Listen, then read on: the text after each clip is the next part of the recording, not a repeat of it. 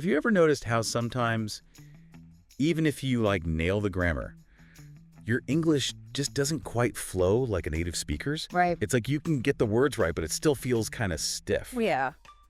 Well, today we're going to go beyond textbooks and uncover the secrets of real English conversation. We've got excerpts from this super popular English learning video. Oh, cool. And honestly, some of these insights are mind-blowing. Okay. So you ready to ditch those stiff textbook phrases and unlock a whole new level of fluency? I love it. Okay, so one thing that always throws me off is how many ways there are to just greet someone in English. Oh, yeah. This video throws out all these phrases how's it going? Okay. Long time no see. What have you been up to lately? Yeah. I mean, we all know these are common, but what's the real strategy behind them? Yeah, so I think what's interesting about natural language is that it's less about perfect grammar and more about just connecting with the person you're talking to. It's about building rapport and showing you understand the unspoken rules of conversation. So you're saying it's not really about the literal meaning of the words? Exactly. It's more about the feeling. Exactly. Like with those greetings you mentioned, they're not really about getting a detailed update on someone's life. Right. It's more about signaling friendliness and showing you're interested. Native speakers often string these greetings together, Yeah. to create this welcoming, casual vibe. Oh, so it's like setting the tone for the conversation. Yeah, exactly. Okay. But then the video points out something really intriguing. What's that? When someone asks, what have you been up to lately? The expected response is usually super short. Totally. Not too much or something. Yeah, just like a quick answer. Is that just a politeness thing, or is there a deeper cultural reason for that? Yeah, I think it's definitely tied to cultural norms around conversational balance. Okay. In many Western cultures, there's this unspoken rule against dominating the conversation. Right. Or appearing self-absorbed. So unless someone specifically asks for more details, a brief response to, what have you been up to, shows you respect the other person's time. Okay. And keeps the conversation flowing. So it's about finding that balance. Exactly. I can just imagine the awkwardness if someone responded with a 10-minute monologue about their week. Oh, totally. That's definitely not the vibe we're going for here. No, not at all. Okay, so we've covered greetings. Right. But what about when you want to express thanks? The video goes beyond just basic thank you. Oh, okay. And offers up these gems like, thanks a bunch. Oh, yeah. You're the best. Even you rock. I love that one. I've used those before, but I've always wondered about the subtle differences between them. Yeah, it's all about formality and context. Right. Thanks a bunch is fine with friends, but you probably wouldn't use it in a formal job interview. Yeah, definitely not. And you rock is very informal and playful. Best reserved for close friends or moments of celebration. I see. It's like choosing the right outfit. Oh, I like that. You want to fit the occasion. Right, makes sense. Yeah. Speaking of fitting the occasion, what about responding to, thank you? Okay. We all know you're welcome. But the video highlights all these casual options. Like what? No worries. Anytime. Yeah. Happy to help. Yeah. It almost feels like the more casual you get, the less fuss you make about being thanked. Yeah. I think there's definitely a trend towards less formal language in everyday settings these days. Yeah. These casual responses to thank you, they create a sense of ease and minimize that feeling of obligation. It's like you're saying it's no big deal. Exactly. But I guess there are still situations where a traditional you're welcome is the most appropriate choice. Oh, for sure. In a really formal setting. Yeah, exactly. So it's all about reading the room and adjusting your language accordingly. That's the key. Okay, but here's where things get even more interesting. The video suggests combining these expressions. What? They mention things like bye, take care, have a good one. Wow. I mean, to a learner, that might sound like overkill. Yeah. Do native speakers actually do that? Absolutely. It might seem overwhelming at first. Right. But combining expressions like this is super common.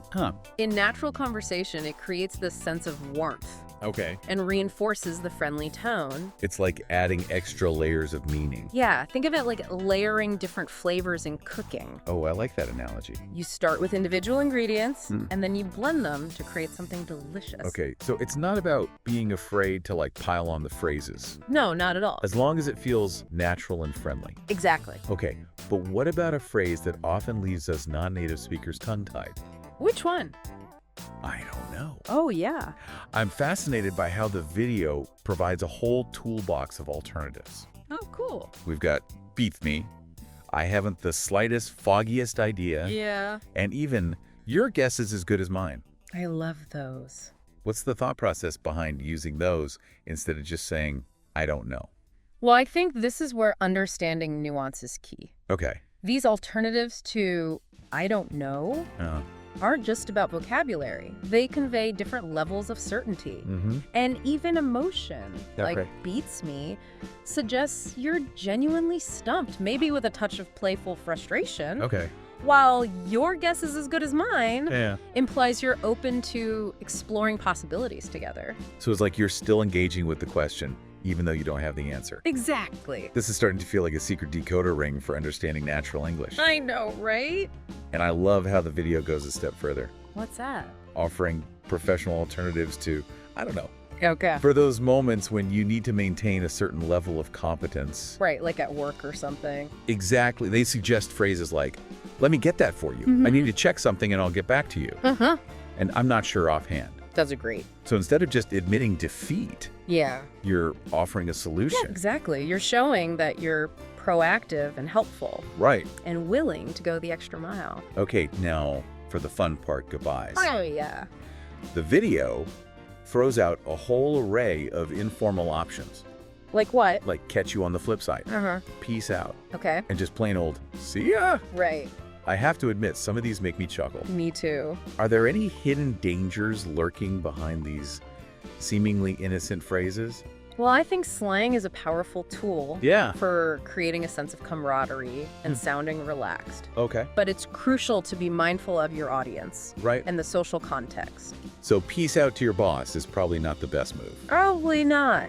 But then there are those heartwarming goodbyes, specifically for loved ones. Like, bye, my love, I miss you already. Yeah. Or the classic, see you later, alligator. I love those. Those just make me smile. Me too. It's like you're injecting a little bit of playfulness into the goodbye, Exactly. showing that you have a close bond with that person. Yeah, it's all about those little touches that make the language come alive It really is. and show your personality. This is just scratching the surface of this video. I know there's so much more to explore. We'll dive into more fascinating insights in part 2 of our deep dive. I can't wait. Yeah, it really is fascinating how these seemingly simple phrases can carry so much social weight, Yeah. you know? It really is. I'm starting to see casual English in a whole new light. That's great. You know, going back to those professional alternatives to, I don't know, the video emphasizes offering a time frame. Right. When you say you'll get back to someone, Yeah, it's like a key element of professional communication.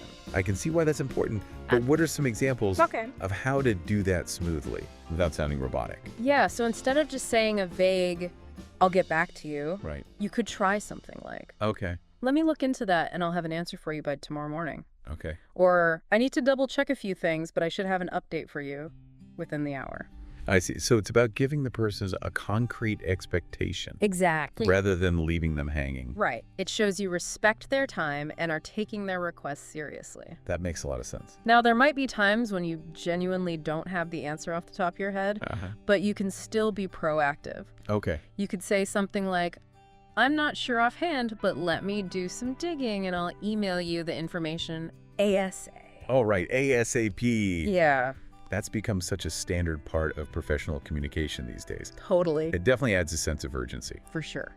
Okay, but what about when you're the one who needs assistance? Oh, yeah.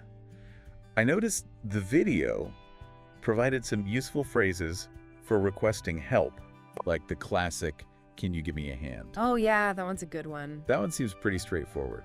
Yeah, it is, and it works well in a variety of situations. From needing help with a physical task to requesting assistance on a project. Then there's got a sack. Uh-huh. That one feels a bit more casual. Yeah, it is a bit more informal. I probably only use that with colleagues I know well. You're right. Gassek is definitely more informal, but it's super common, Okay. especially in those like fast-paced work environments. Right, where everyone's busy. Exactly. It's basically a quick way to check if someone has a moment to spare. For a quick question or something. Yeah, or a small task. So it's perfect for those little things that pop up throughout the day.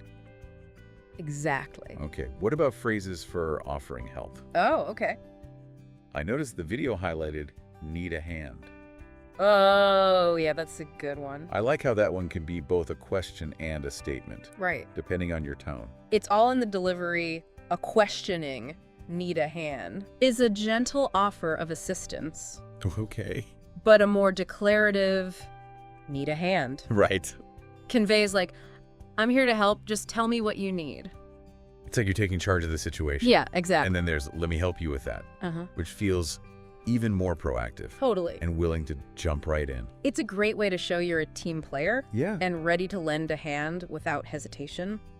Okay, now let's move on to the sometimes tricky terrain of making plans. Oh, yeah. I noticed the video had quite a few phrases for this, both casual and professional. Right, because there's definitely a difference. Yeah. Navigating the world of making plans in English can be a bit of a minefield. It can be. Where do we even begin? Well, for casual weekend plans, we have the classic, what are you up to this weekend? Okay, simple, direct, and effective. Exactly. But I always wonder if it puts pressure on the other person. To have plans already. Yeah, to have something exciting planned. Right. I like the alternative the video suggests. Which one? Any plans this weekend? Oh, yeah. It feels more open-ended. Definitely. Any plans this weekend allows the other person to either share their plans or admit that they haven't made any yet.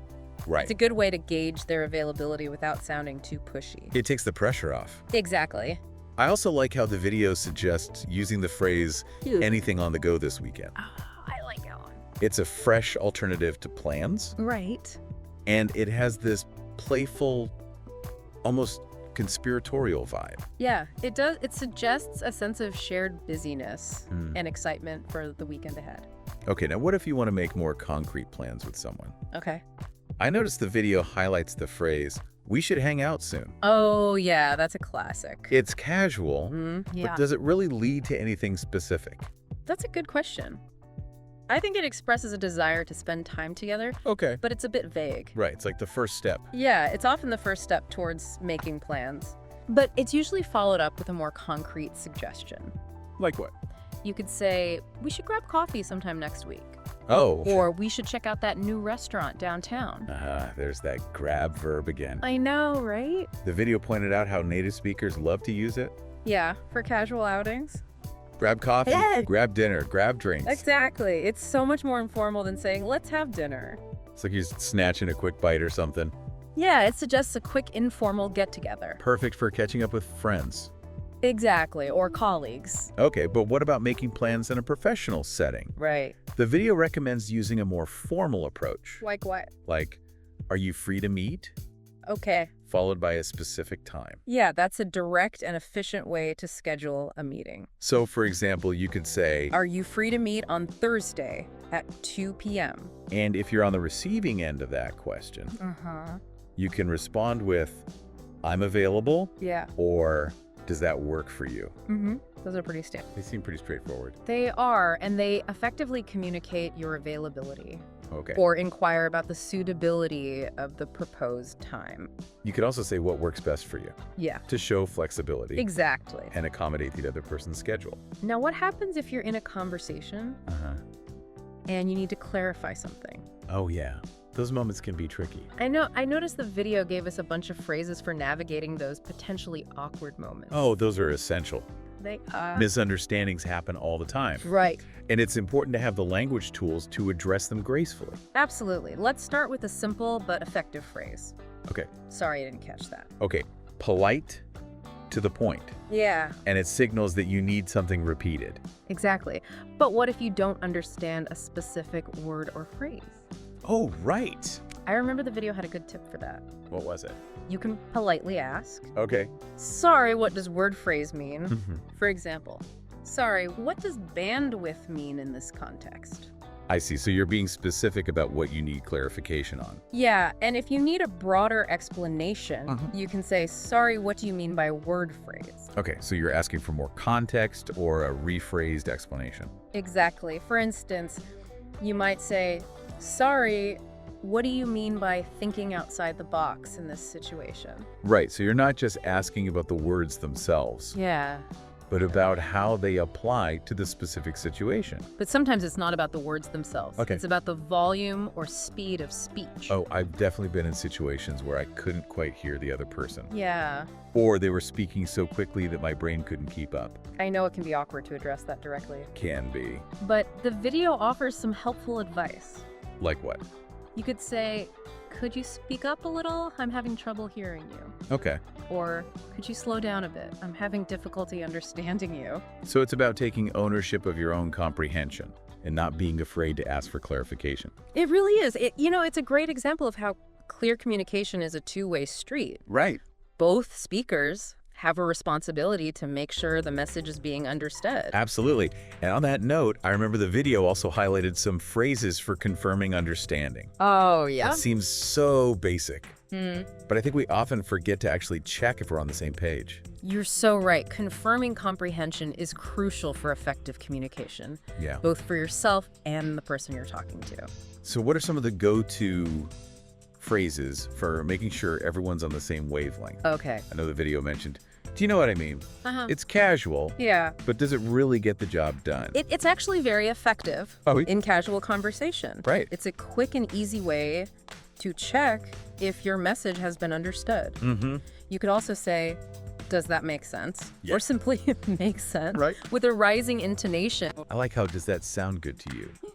Feels a little more collaborative. Oh, yeah. Like you're genuinely seeking input rather than just checking a box. Exactly. It invites the other person to confirm their agreement Okay. or express any concerns they might have. You could also shorten it to sound good Yeah. for a more casual vibe. Right. I also noticed the video mentioned the idiom to be on the same page. Oh, yeah. It's such a useful phrase It is. for making sure everyone is aligned.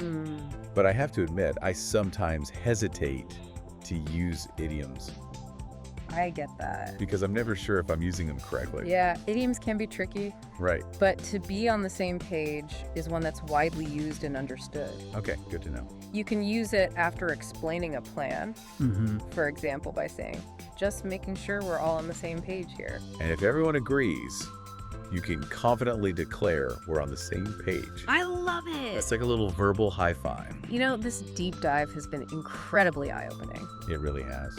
I feel like I'm starting to see the hidden code behind casual English conversation. I know, me too. It's like all these little secrets are being revealed. Yeah, But I have to ask, but it's that. what does this all mean for those of us who are still learning the ropes of natural English? It can feel like there's this whole other level of communication going on beneath the surface. You've hit the nail on the head, and that's precisely why these insights are so valuable. Okay. By understanding these subtle cues, these unspoken rules of casual conversation, you're not just learning vocabulary. Right. You're developing cultural fluency. I see. You're learning to navigate the social landscape of the language. It's like cracking a code, isn't it? It is. Suddenly all those seemingly random phrases and expressions start to make sense. Exactly. And as you start incorporating these elements into your own speech, Yeah. you'll find your conversations become smoother, Okay. more engaging, and more authentic. That's the goal. You'll start to sound less like a textbook and more like a native speaker. So it's not about memorizing a script. Yeah, It's about understanding the underlying principles exactly. and adapting them to your own style and personality. Precisely, think of it as expanding your conversational toolkit. I like that. You now have a wider range of options to choose from, depending on the situation, Right. the context, and the people you're interacting with. This has been such an insightful deep dive It has. into the fascinating world of casual English. It's a world of its own. I feel like I've gained a whole new level of understanding. I'm so glad to hear that. As we wrap up, I'd love to leave our listeners with a thought-provoking question. Okay. Which of these phrases or strategies resonated most with you? And how might you try them out in your own interaction? Yeah. Don't be afraid to experiment and have fun with it. Remember, language is a living, breathing thing. Right. Embrace the imperfections, find your own voice, and keep those conversations flowing. All right, buckle up, everyone, because today we are going deep on idioms. Yeah, those phrases that make English so colorful and sometimes confusing. Exactly. Like if you told someone learning English to kick the bucket, they might think, You're asking them to play soccer with a bucket. yeah, but we know it really means, To pass away. right. But how would someone learning English even begin to know that? Well, that's why we're here. On today's deep dive, we're gonna unlock the secrets of 50 common English idioms. So get ready to impress your friends with your newfound idiom mastery. All right, let's start with a theme that everyone can relate to. Everyday life and feelings. Okay, so imagine you wake up and just feel off. Like you. Everything's just wrong. We would say you. Woke up on the wrong side of the bed. Exactly, and that one's all about how your mood can affect your whole day. Yeah, like some mornings you just feel grumpy. Right, but the idiom, it uses that image of the bed to express a more complex idea. I see what you mean. Okay, here's another one. Play it by ear. Yes. So that means to decide what to do as you go along. Be flexible. Like a jazz musician. Exactly. They don't always have sheet music, they improvise. So play it by ear. It's not about actual ears, it's about being spontaneous. And adaptable. Someone who loves to plan everything might never use that idiom. That's a great point. The idioms we use can actually tell people about our personality. That's right. Okay, let's try another one. How about speak of the devil? Oh, I love that one. So you use it when the person you were just talking about suddenly appears. Like if we were talking about our friend Sarah and she walked in right now, we could say, speak of the devil. Exactly. But you probably wouldn't use that in a formal setting, right? Probably not. It's more of a casual... Like hanging out with friends kind of idiom. All right. Let's move on to another common idiom. How about curiosity killed the cat? Ah, yes. That's a good one. It's a warning about... being too nosy. Right, like when you're getting into things you shouldn't be. My mom used to say that to me all the time. I bet a lot of people did. It's a pretty universal warning. To not be too curious. But isn't curiosity also a good thing? I mean, we need it to learn. Of course, but this idiom is about knowing when to be curious and when to. Maybe mind your own business. Exactly. It's all about context. So are there idioms like that in other languages? Oh, absolutely. A lot of cultures have sayings about being too nosy. It's so interesting how these themes are universal. All right, well, let's switch gears a bit. Okay. And talk about idioms related to making decisions. Ooh. I like this theme. Decisions can be tough. They can be. Yeah. Especially in like a work setting. Okay, so give me an example of a decision-making idiom. How about sitting on the fence? Oh, yeah, that's when someone can't decide what to do. Exactly. They go back and forth and just can't make up their mind. So they're stuck on the fence. Right. And in a work setting, that can be a problem because sometimes you need to be... decisive? Yes, exactly. You need to be able to make a choice and move forward. Okay, that makes sense. Now, what about the opposite of sitting on the fence? Well, if someone's really good at making decisions and getting things right, we might say they... hit the nail on the head. Exactly. They're precise and... affected. Like they know exactly what needs to be done. Okay, so we've got those two ends of the spectrum. Indecisive. And decisive. And there are a lot of idioms that fall somewhere in between. This is fascinating. So idioms aren't just about sounding more natural. Right. They can actually teach us about how people make decisions. And different cultural values. Absolutely. It's like a secret code to understanding how people think. Okay, so we've covered idioms for everyday life and for making decisions. What should we explore next? Let's talk about success. All right, I like it. We'll unpack idioms that capture those moments of triumph, those times when hard work pays off. I love that feeling, like when you finally achieve something you've been working towards. Exactly. And speaking of achieving something you've been working towards, what about the idiom, no pain, no gain? Ooh, yeah, that one's all about pushing yourself. Right? Like if you want to get stronger, you got to lift those heavy weights. Exactly. And even though it might be tough in the moment, the results are worth it. Right. It's about that long term. Reward. Okay, let's try another one. Okay, how about to be on the ball? Ah, that's a good one. So that means to be alert. Ready for anything. Exactly. You're proactive, you're anticipating challenges. Like you're one step ahead. Right. You're not just reacting, you're thinking ahead. Okay, I like that one. Now what about hang in there? Oh, that's a classic. It's about not giving up. Exactly. Even when things get tough, you gotta persevere. And sometimes that can be hard. It can be, but that's when you need to remember. To hang in there. Exactly. Okay, now this next one is a little different. Okay. To be on fire. Ooh, yeah, that's a good one. That means to be doing really well. Like everything you touch turns to gold. Right. You're successful, you're exceeding expectations. It's like that feeling of being unstoppable. Exactly. And it often applies to people in creative fields. Like artists or musicians. Yeah, they might have a period where they're just so inspired. And everything they create is amazing. Yeah, we would say they're on fire. All right, let's move on to another idiom that's all about success. Okay. How about get your ducks in a row? Ah, yes. So that means to be organized and prepared. Like having a plan and sticking to it. Exactly. And it suggests that success comes from... being methodical. Right. Not just winging it. Okay, I see what you mean. Now, what about an idiom for when things are going well so far? Well, we could say, so far, so good. Yeah, like you're checking in on a project. And everything's on track. Exactly. But there's still more to do. But for now, things are looking good. All right, now let's talk about the flip side of success. The not so successful moments. Exactly, like when things go wrong or you make a mistake. Because that happens to everyone. It does. Okay, so give me an example of an idiom for when things go wrong. How about the last straw? Oh, yeah. That's when you've had enough. Right. Like you've been dealing with a lot of little annoyances. And then one more thing happens. And that's it. You snap. Exactly. That last straw, it just pushes you over the edge. It's like that saying, it's the straw that broke the camel's back. Right. So the last straw, it's about reaching your breaking point. Okay, that makes sense.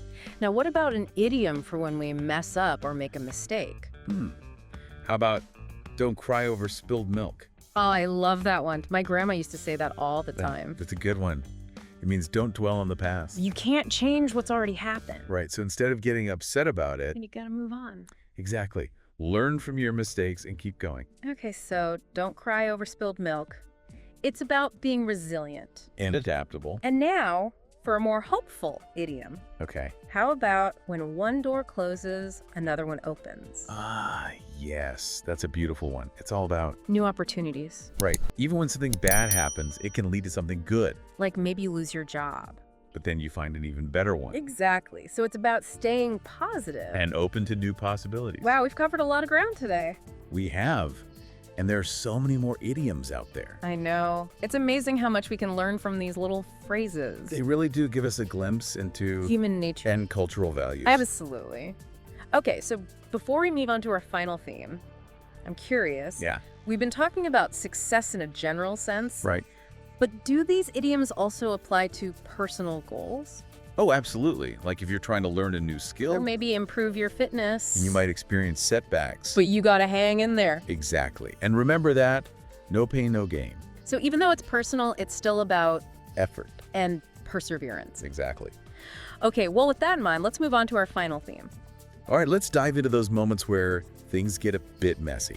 Like when we find ourselves in tricky situations. You have to navigate those choppy waters. I'm ready for the challenge. Okay, so let's talk about those idioms that describe those tricky situations. All right, like when you realize you've missed a big opportunity. Ooh, yeah, I hate that feeling. Yeah, it's not a good one. We would say... I hit the boat. Exactly. And that idiom, it really captures that sense of... regret. Right, like you had the chance, but you didn't take it. And now it's gone. So it's a reminder to seize those opportunities when they come along. Yeah, because you never know when another one will come around. Okay, let's try another one. Okay, what about when you accidentally reveal a secret? Yes. We would say you... spilled the beans. Exactly. And that idiom, it paints such a vivid picture. Like those beans scattering everywhere. Right, and once those beans are spilled, you can't really gather them back up. So it's a good reminder to be careful about what you say. Because once it's out there, it's out there. Okay, now what about when a bad situation gets even worse? Oh, we would say to add insult to injury. Ouch. Yeah, that one sounds painful. It is. It's like when you're already having a bad day and then... get a flat tire. Exactly. It just adds to the frustration and the... misery. Right, so to add insult to injury, it's about those moments when it feels like the universe is... against you. Okay, let's move on to a slightly different kind of tricky situation. Okay. How about when you're in a really awkward or difficult situation? We could say you're... in a pickle. in a pickle. I like that one. Yeah, it's a funny way to describe being in a... predicament. Exactly. Like you're not sure what to do or how to get out of it. Okay, so in a pickle, it's about those moments where you feel... Just stuck. yeah, exactly. Now, what about when someone is looking for answers in the wrong place? We would say they're... barking up the wrong tree. exactly, like a dog barking at a tree that doesn't have a squirrel in it. So they're wasting their time and energy. Right, because they're focused on the wrong thing. So barking up the wrong tree, it's about Here's thinking... some assumptions. Okay, I see what you mean. Wow, we've covered so many idioms today. We have. From everyday life to success to tricky situations. And everything in between. It's amazing how these little phrases can teach us so much. I know. It's like they're little keys that unlock. The secrets of language. And absolutely. So I encourage everyone listening to keep exploring the world of idioms. Yeah. They're everywhere. In books, movies, music. And everyday conversations. So keep your ears open and you'll be surprised at how much you learn. And who knows, maybe you'll even start using some of these idioms yourself. Yeah, you'll be sounding like a native speaker in no time. Well, that's all the time we have for today's deep dive. But the exploration of idioms doesn't have to end here. Right. Keep that curiosity alive. And remember, the world of language is full of fascinating discoveries. Thanks for joining us, everyone. Until next time. Have you ever felt like you just can't find the right words when you're trying to express your opinion? Oh, yeah, all the time. Especially like at work when it really matters. Yeah, you know? Definitely. Well, today we're doing a deep dive on this guide, 50 phrases to share opinion. Okay. So like help us all like find those right words. I like it. Yeah. And what's so interesting about this guide is that it like goes a step further. Okay. It's not just like, here are the words you should use, you know? Right. It actually gets into how using different language can change how people hear your opinion. Interesting. Yeah, I thought so too. Yeah. So, I mean, we all say things like, I think, all the time. Oh, sure. But this guide is like, hey, you know, there are other ways that you can say that that are maybe more effective and powerful, you know? Gotcha. So I'm curious, from this guide, what are some of the examples that stood out to you? Well, I think one of the most fascinating things that the guide suggests is that you should frame your opinion as a perspective rather than just a thought. So instead of saying like, I think we need a new marketing strategy, Right. you could say, from my perspective, a revised marketing approach would be more effective.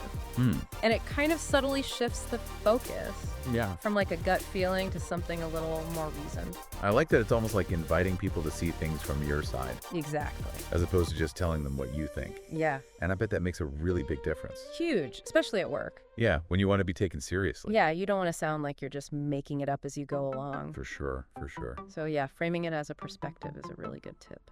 That's really interesting. And, you know, it also talks about the importance of variety. Oh, yeah. Using different phrases so you're not just saying the same thing over and over again. Like a broken record. Totally. And like you said, that could really undermine you at work. Absolutely. But if you have like different ways of expressing yourself, right, then it makes you sound more credible and people will pay more attention. It shows you're choosing your words carefully. Exactly. Okay, so we've got, from my perspective, what are some other phrases that we can use to share our opinions more effectively? Well, the guide gives you a bunch. Okay. But a few that I really liked were, as far as I'm concerned, from my perspective, and I firmly believe that. Okay, I firmly believe that. That's a good one. Yeah. That one's great for when you really want to make sure people understand that you're serious. It's not messing around. Yeah, exactly. You're committed to this opinion. Exactly. But what about when you just agree with someone? Oh, yeah. Sometimes you don't need to come up with your own big idea. For sure. You're just like, yep, I agree with you. Yeah, totally. What does the guide say about those situations? Well, it's interesting because even with agreeing, the guide talks about how there are some nuances. Really? Yeah. So, for example, it talks about how there's a difference between agreeing with a positive statement and agreeing with a negative statement. So let's say someone says, this project is going to be a huge success. You might respond with, absolutely, or I completely agree. Right. But if they say, I don't think this is going to work, the guide says to use, neither do I. Huh. I never really thought about that. Yeah. It is kind of different, though. It's subtle. But it shows that you're really on the same page. Exactly. You're aligning with their perspective, even if it's a negative one. That makes sense. Yeah. I bet people feel a lot more heard that way. Definitely. Now, what about when you disagree with someone? Ooh. Because that can get kind of tricky. Can be a minefield. Yeah, especially at work. Totally. So how do we do that in a way that's respectful and doesn't start a fight? Well, that's where this guide gets really helpful. Okay. Because it gives you a bunch of strategies for disagreeing without being confrontational. Give me some of those magic phrases. Well, instead of just saying, I disagree, which can sound kind of aggressive. Yeah, like you're shutting them down. Exactly. Yeah. The guide suggests using phrases like, I'm afraid I disagree. Yeah. Or, I understand where you're coming from, but it just softens things a little bit. It's more polite. Right. And it opens the door for more productive conversation. I think I'm definitely guilty of just saying, I disagree, and then like jumping right into my counter argument. Yeah. And I bet that doesn't make people feel very heard. It can make them feel like you weren't really listening. Exactly. And the guide has this great example about how to disagree, but still offer a solution. Okay. So let's say a colleague wants to find a new supplier. Instead of just saying, no, we're not doing that. Right. We could say, I understand why you'd say that, but I think we should stick with our current supplier. For now, they've been reliable, and switching could disrupt our workflow. That's good because you're acknowledging their idea, Right. but also explaining why you don't agree with it. Exactly. That's smart. I like that a lot. It's all about finding that balance, Yeah, between being assertive and being respectful. it's a tough one. It is, but it's so important, especially at work. Totally. I agree. Yeah. All right, so we've talked about sharing our own opinions and how to agree and disagree respectfully. Yeah. But what about, like, when you're talking about stuff that everyone knows or believes? Okay. Like, it's not just your own opinion. It's Right. kind of a general opinion. Right. How does the guide deal with that? That's a great question, and it's something the guide talks about, too. Okay. It talks about the difference between personal opinions and what it calls general opinions, Okay. which are those beliefs or facts that are widely held, Gotcha. and they're not necessarily tied to your own experience. So, like saying, I love spicy food versus saying, it's generally accepted that capsaicin, the chemical that makes peppers spicy, can have pain-relieving properties. Exactly. Like, one's just Yeah. me, and the other was more like a fact that a lot of people know. Right. And the guide actually gives you specific phrases that you can use for introducing those general opinions. Like what? Like, it's widely believed that, or researchers suggest that. So it's about making it clear that you're not just making stuff up. Exactly. You're drawing on a wider body of knowledge. Okay. That makes sense. Yes. It's like giving your statement more weight. Exactly. It reminds me of that thing we were talking about before with like repetition. Okay. Instead of just saying, I think repetition is important, Right. you could say something like, studies have shown that repetition plays a crucial role in memory and skill acquisition. Exactly. That's a great example. So you're kind of like leveling up your argument. You're taking it to the next level. I like that. And what's cool is that you can then use those same techniques for agreeing or disagreeing. Oh, yeah, for sure. Like you could say, I totally agree with that. I've noticed that practicing consistently has been really important for my own development. Or you could be like, that's an interesting point, but I've found that focusing on quality practice is more effective for me than just doing a ton of repetitions. Exactly. You're using the same tools. It's like a communication toolbox. Yes, exactly. That's a great way to think about it. Yeah. So, okay, we've covered how to share our own opinions. Yep. Both personal and those general opinions. We talked about how to agree and disagree in a good way. Right. But now I'm curious, how do we get other people to share their opinions? Oh, that's a good question. Like sometimes I feel like I'm not very good at asking questions Yeah. that actually make people want to talk and tell me what they really think. That's a common problem. It is. Yeah. Well, good. Yeah. I'm glad it's not just me. No, you're not alone. So does this guide talk about that at all? It does. What does it say? It talks about how the way you phrase your questions can actually change the type of response that you get. Oh, wow. Yeah, we all know the basic questions like, what do you think? Or what's your opinion? Right. But the guide is like, you can go deeper than that. Interesting. Ask questions that get people to really think and share more than just a simple answer. So it's about being more specific with our questions. Exactly, and tailoring them to the conversation. I like that. What are some examples of phrases that we can use? Well, one that I thought was really good was, has that been your experience? Yep. It's a simple question, but it gets people to connect the topic to their own lives. Yeah. Share their own stories and insights. That's way more interesting than just, do you agree? Right. It shows you're genuinely interested in what they have to say. Exactly. And I bet it leads to much richer conversations. Definitely. Yeah. All right, so we've talked about a lot of different phrases and techniques today. Yeah. It's like we've unlocked a whole new level of communication. It is exciting, isn't it? It is. But I have a question. Okay.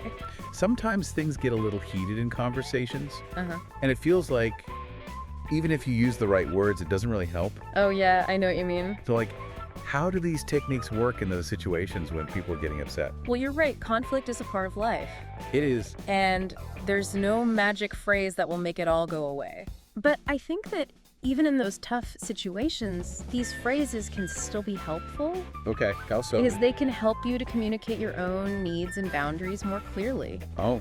And do it in a way that's respectful, even when you're feeling really frustrated. So it's not about pretending that we won't get upset or disagree with people. Right. It's more like having the tools to handle those moments better. Exactly. And I think the most important thing is to try to understand the other person's perspective. Even if you don't agree with them. Yeah, exactly. Because that's how you build bridges instead of walls. That's a good way to put it. And remember, language is always changing.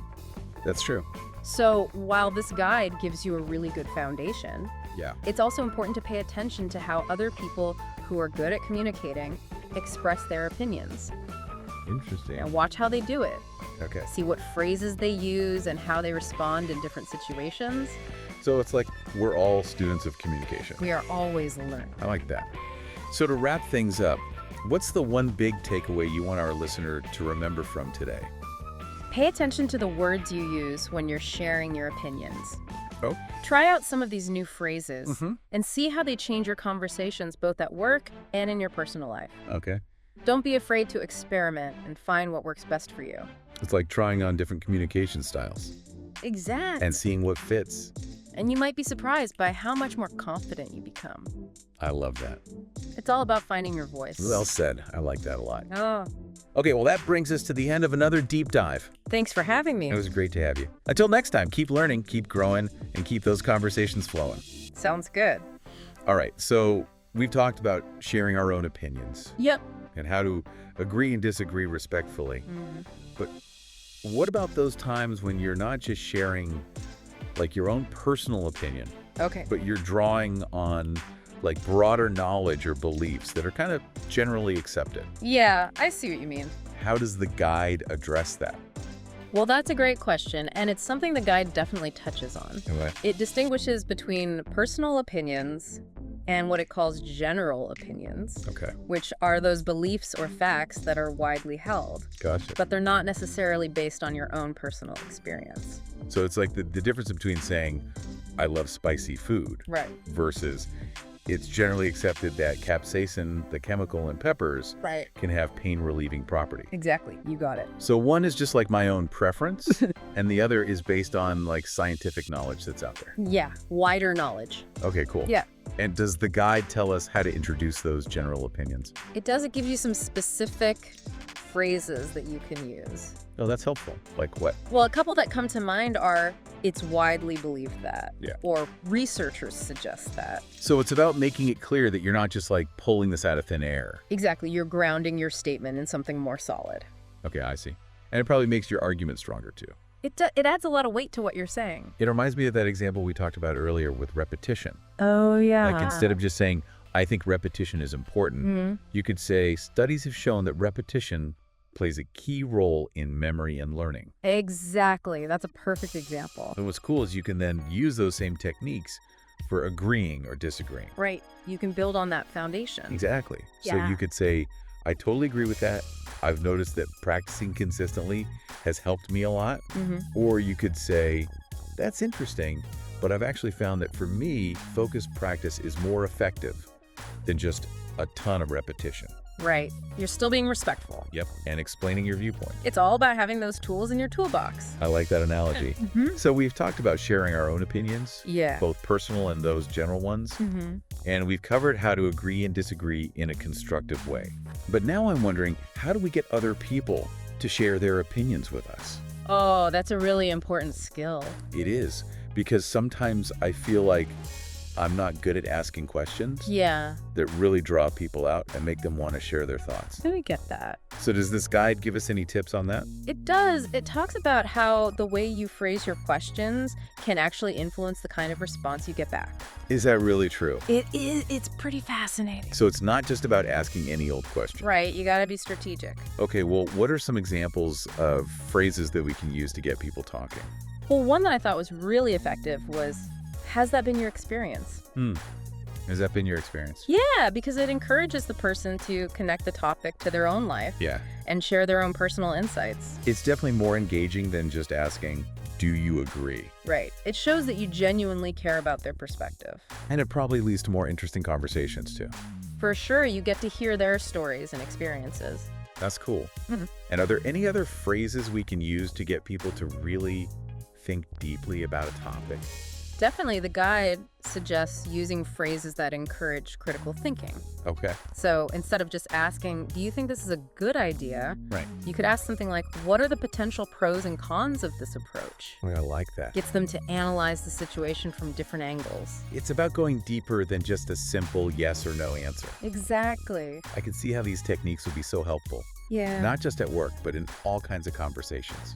Absolutely. It's about building stronger relationships and understanding each other better. Well said. So we've covered a lot of ground today, talking about all these different phrases for expressing opinions and navigating disagreements and even like getting other people to open up and share their thoughts. It's pretty amazing. It is. It's like we've leveled up our communication skills. I know, right? Yeah. But I'm thinking with all these different techniques and nuances, like where do we even begin to use them in our own lives? Well, that's the fun part. Okay. It's not about memorizing a bunch of rules. Right. It's more like you've got this toolbox full of communication tools, Okay, I like that. and you get to choose the right tool for each situation. That makes sense. But what about when things get a little heated? Sometimes conversations get intense and it feels like even if you use the right words, it doesn't really matter. Yeah, I know what you mean. So how do these techniques hold up in those kinds of situations? Well, you're right. Conflict is a part of life, It is. and there's no magic phrase that will make it all disappear. True. But even in those tough moments, I think these phrases can still be really valuable. Okay, how so? Well, because they can help you to communicate your own needs and boundaries in a way that's clear and respectful, even when you're feeling super frustrated. So it's not about like pretending that we'll never get upset or disagree with anyone. No, not at all. It's more about having the skills to handle those situations better. Exactly. And I think one of the most important things is to go into every conversation genuinely wanting to understand the other person's perspective. Even if you disagree with them. Yeah, because when you try to see where they're coming from, it helps you to build bridges instead of walls. That's a great way to put it. And something else we have to remember What's that? is that language is always changing. Oh, it is, for sure. So while this guide gives us a really good foundation, Right. we should also be paying attention to how other people who are really good at communicating express themselves. Yes. Observe how they do it. Okay. Notice what phrases they use and how they handle different situations. So it's like we're all students of communication. We are always learning. That's a good point. Yeah. Okay, so as we wrap up this deep dive, what's the one big takeaway you want our listeners to remember? Pay attention to your words when you're sharing your opinions. Okay. Experiment with these new phrases and see how they impact your interactions both at work and in your personal life. So it's kind of like trying on different communication styles Exactly. and seeing what works best for you. And you might be surprised by how much more confident you become. I love that. It's all about finding your voice and using it to connect with people. Couldn't have said it better myself. Well, that brings us to the end of another deep dive. Until next time, keep learning, keep growing, and keep those conversations flowing. Hey there. Ready to unlock a secret code for sounding, well, incredibly fluent and polished in English. A secret code, huh? Yeah. We're about to dive into something deceptively simple, Okay. but crazy effective. All right, I'm intrigued. It's all about transition words. Oh, transition words, I see. Most people think these are just for writing, right? Yeah. For sure. Right. But get this, they can totally transform your spoken English too. Oh, I like the sound of that. I know. I actually once bombed a presentation Oh, no. because it felt like I was just reading off bullet points, Yeah. And all my ideas, they felt like they were just all over the place. I think we've all been there. Oh, big time. Yeah. So to help me and all our listeners out there, can you explain what transition words are? Sure. And how they actually work in everyday speech? Absolutely. So think of transition words as kind of like the glue Okay. that holds your ideas together. Oh, interesting. They help you create a smooth flow so your listener can follow along effortlessly. Gotcha. Instead of just listing ideas, Yeah. you're showing the connections between them. So it's not just what you say, but how you connect those thoughts. Exactly. Ooh. It's like the difference between, Okay. a choppy, rough draft Yeah. and a polished final piece. Interesting. So could you give me an example Yeah, of course. of how this works in real life? So imagine you're telling a friend about your day, Instead of saying, Okay. I went to the gym, Yeah. I had lunch, Yeah. I went back to work. Uh-huh. You could say, first I went to the gym. Okay. Then I had lunch. Finally, I went back to work. Gotcha. See, Yeah. those simple transitions create a clear timeline, Right. making your story easier to follow. That makes total sense. Yeah. It seems like kind of like a small change, Yeah. but it really elevates the way you sound. It does, right. And the beauty of it is that you can use this technique to express all sorts of relationships between ideas, Oh, okay. like cause and effect, Yeah. contrast, Uh-huh. adding emphasis. Oh, cool. The possibilities are kind of endless. Okay, let's dive into some of those categories then. Sure. I'm especially curious about cause and effect transitions. Okay. It feels like, mastering those could make you sound more persuasive. Absolutely. Right. Because you're not just stating things. Right. You're showing the why behind them. Oh, that's a good point.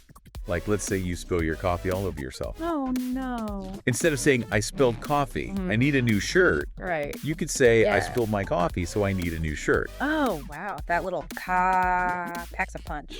It does, doesn't it? Yeah. It creates a clear connection Yeah. between the cause, spill coffee, Right. and the effect, needing a new shirt.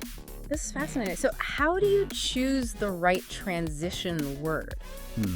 For different situations, I mean, you wouldn't use something super formal Right. while chatting with friends, You're right. would you? Context matters. Okay. It's like choosing the right outfit for the occasion. Oh, yeah. You wouldn't wear a ball gown to the grocery store, right? Yeah. Similarly, you wouldn't use hence in a casual conversation. Okay. It sounds too stiff. All right, so formality matters. Yes. What else should we keep in mind? Well, one common pitfall is repetition. Oh, okay. Like, we all overuse and without even realizing it. Oh, tell me about it. I am definitely guilty of that. Right. But instead of saying, Yeah. I woke up and I went for a run and then I had breakfast. Oh, yeah. Trust me, like, Yeah. I woke up, then went for a run and afterwards had breakfast. It just sounds so much smoother It does. and more sophisticated. It's amazing how much of a difference these little words can make. I know, right? You've just given us like two great categories, Mm-hmm. cause and effect and chronology. What other transition gems are out there? Well, contrast is a powerful one, especially if you want to, like, make your conversations more dynamic. Oh, okay. It's all about expressing kind of opposing ideas Okay. or highlighting unexpected twists. I'm all about those plot twists. Right. Give me an example of how you'd use contrast in everyday conversation. Let's say you're talking about a movie you saw. Okay. Instead of just saying Yeah. the movie was good, the ending was disappointing, Yeah. you could say the movie was good, but the ending was disappointing. Oh, I see. But Yeah. creates a sense of tension and intrigue. It's like, wait, there's more to this story. Exactly. Ah. You're adding a layer of complexity Yeah. and making your conversation more engaging. I can definitely see how that would make you a more interesting conversationalist. For sure. And if you want to sound like a bit more formal, you can always swap but for however. Yeah. So, but for casual chats, Yeah. however, for board meetings. Got it. But what about when you really want to, like, hammer home a point, make your opinion crystal clear? Yes. What kind of transitions would you use for that? That's where emphasis transitions come in. Okay. They add weight to your statements and make your opinions stand out. Gotcha. So instead of just saying, Okay. I think we should invest in this project, Yeah.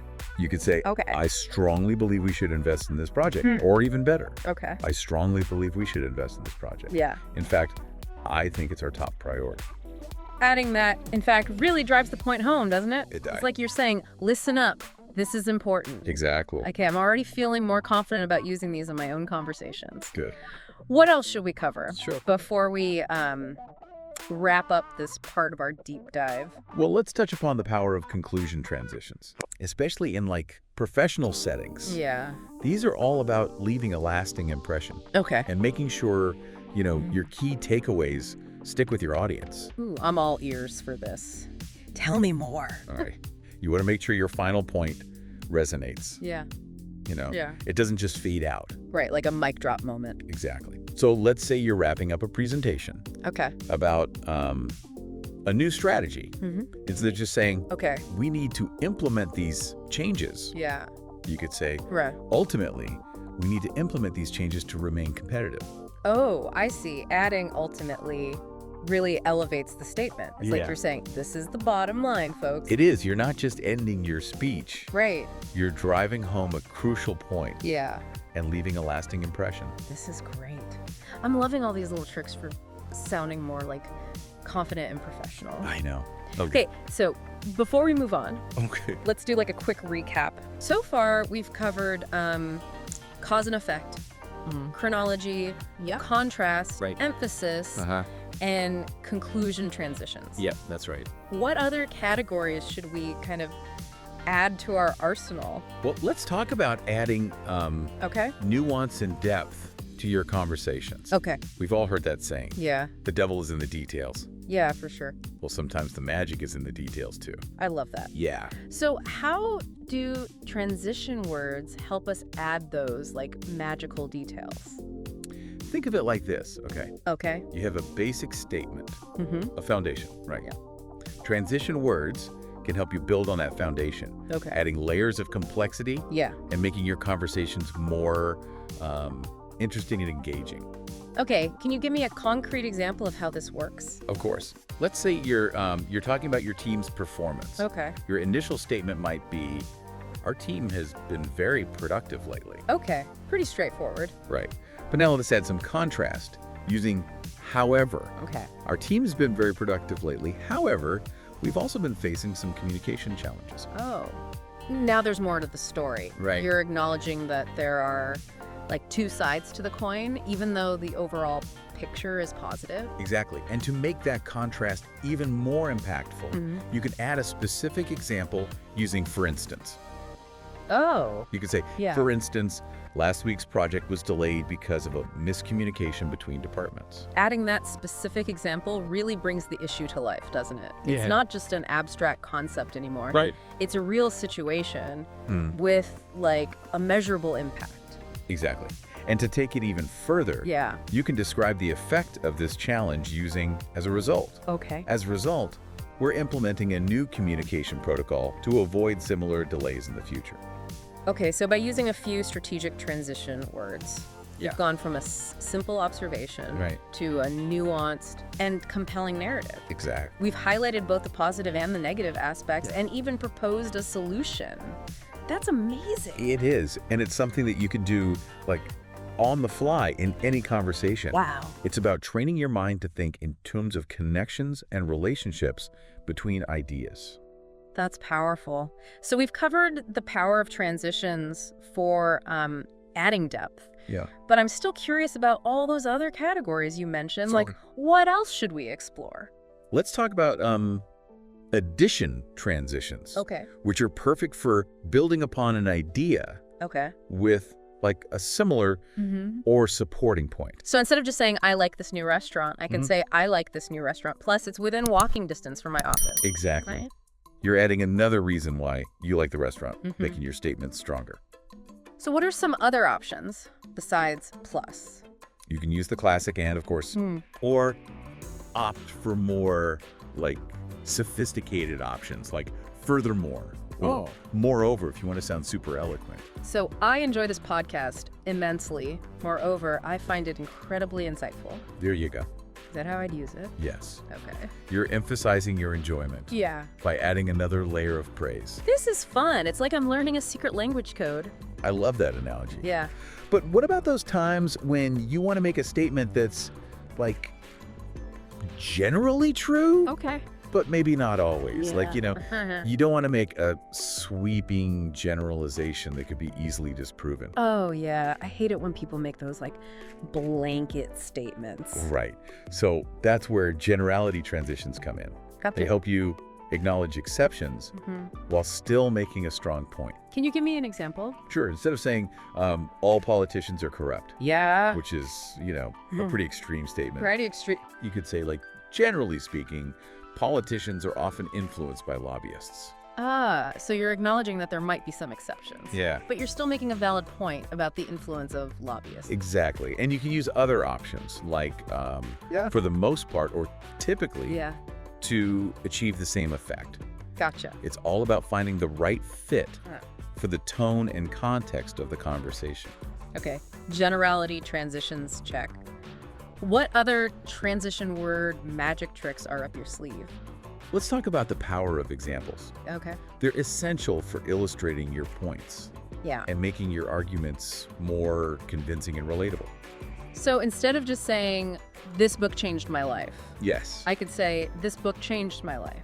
For example, it helped me overcome my fear of public speaking. Exactly. That concrete example Ah. makes your statement much more powerful Right. and relatable. Well, it's like, now I actually believe you Yeah, because you've given me a specific instance of how the book impacted you. precisely.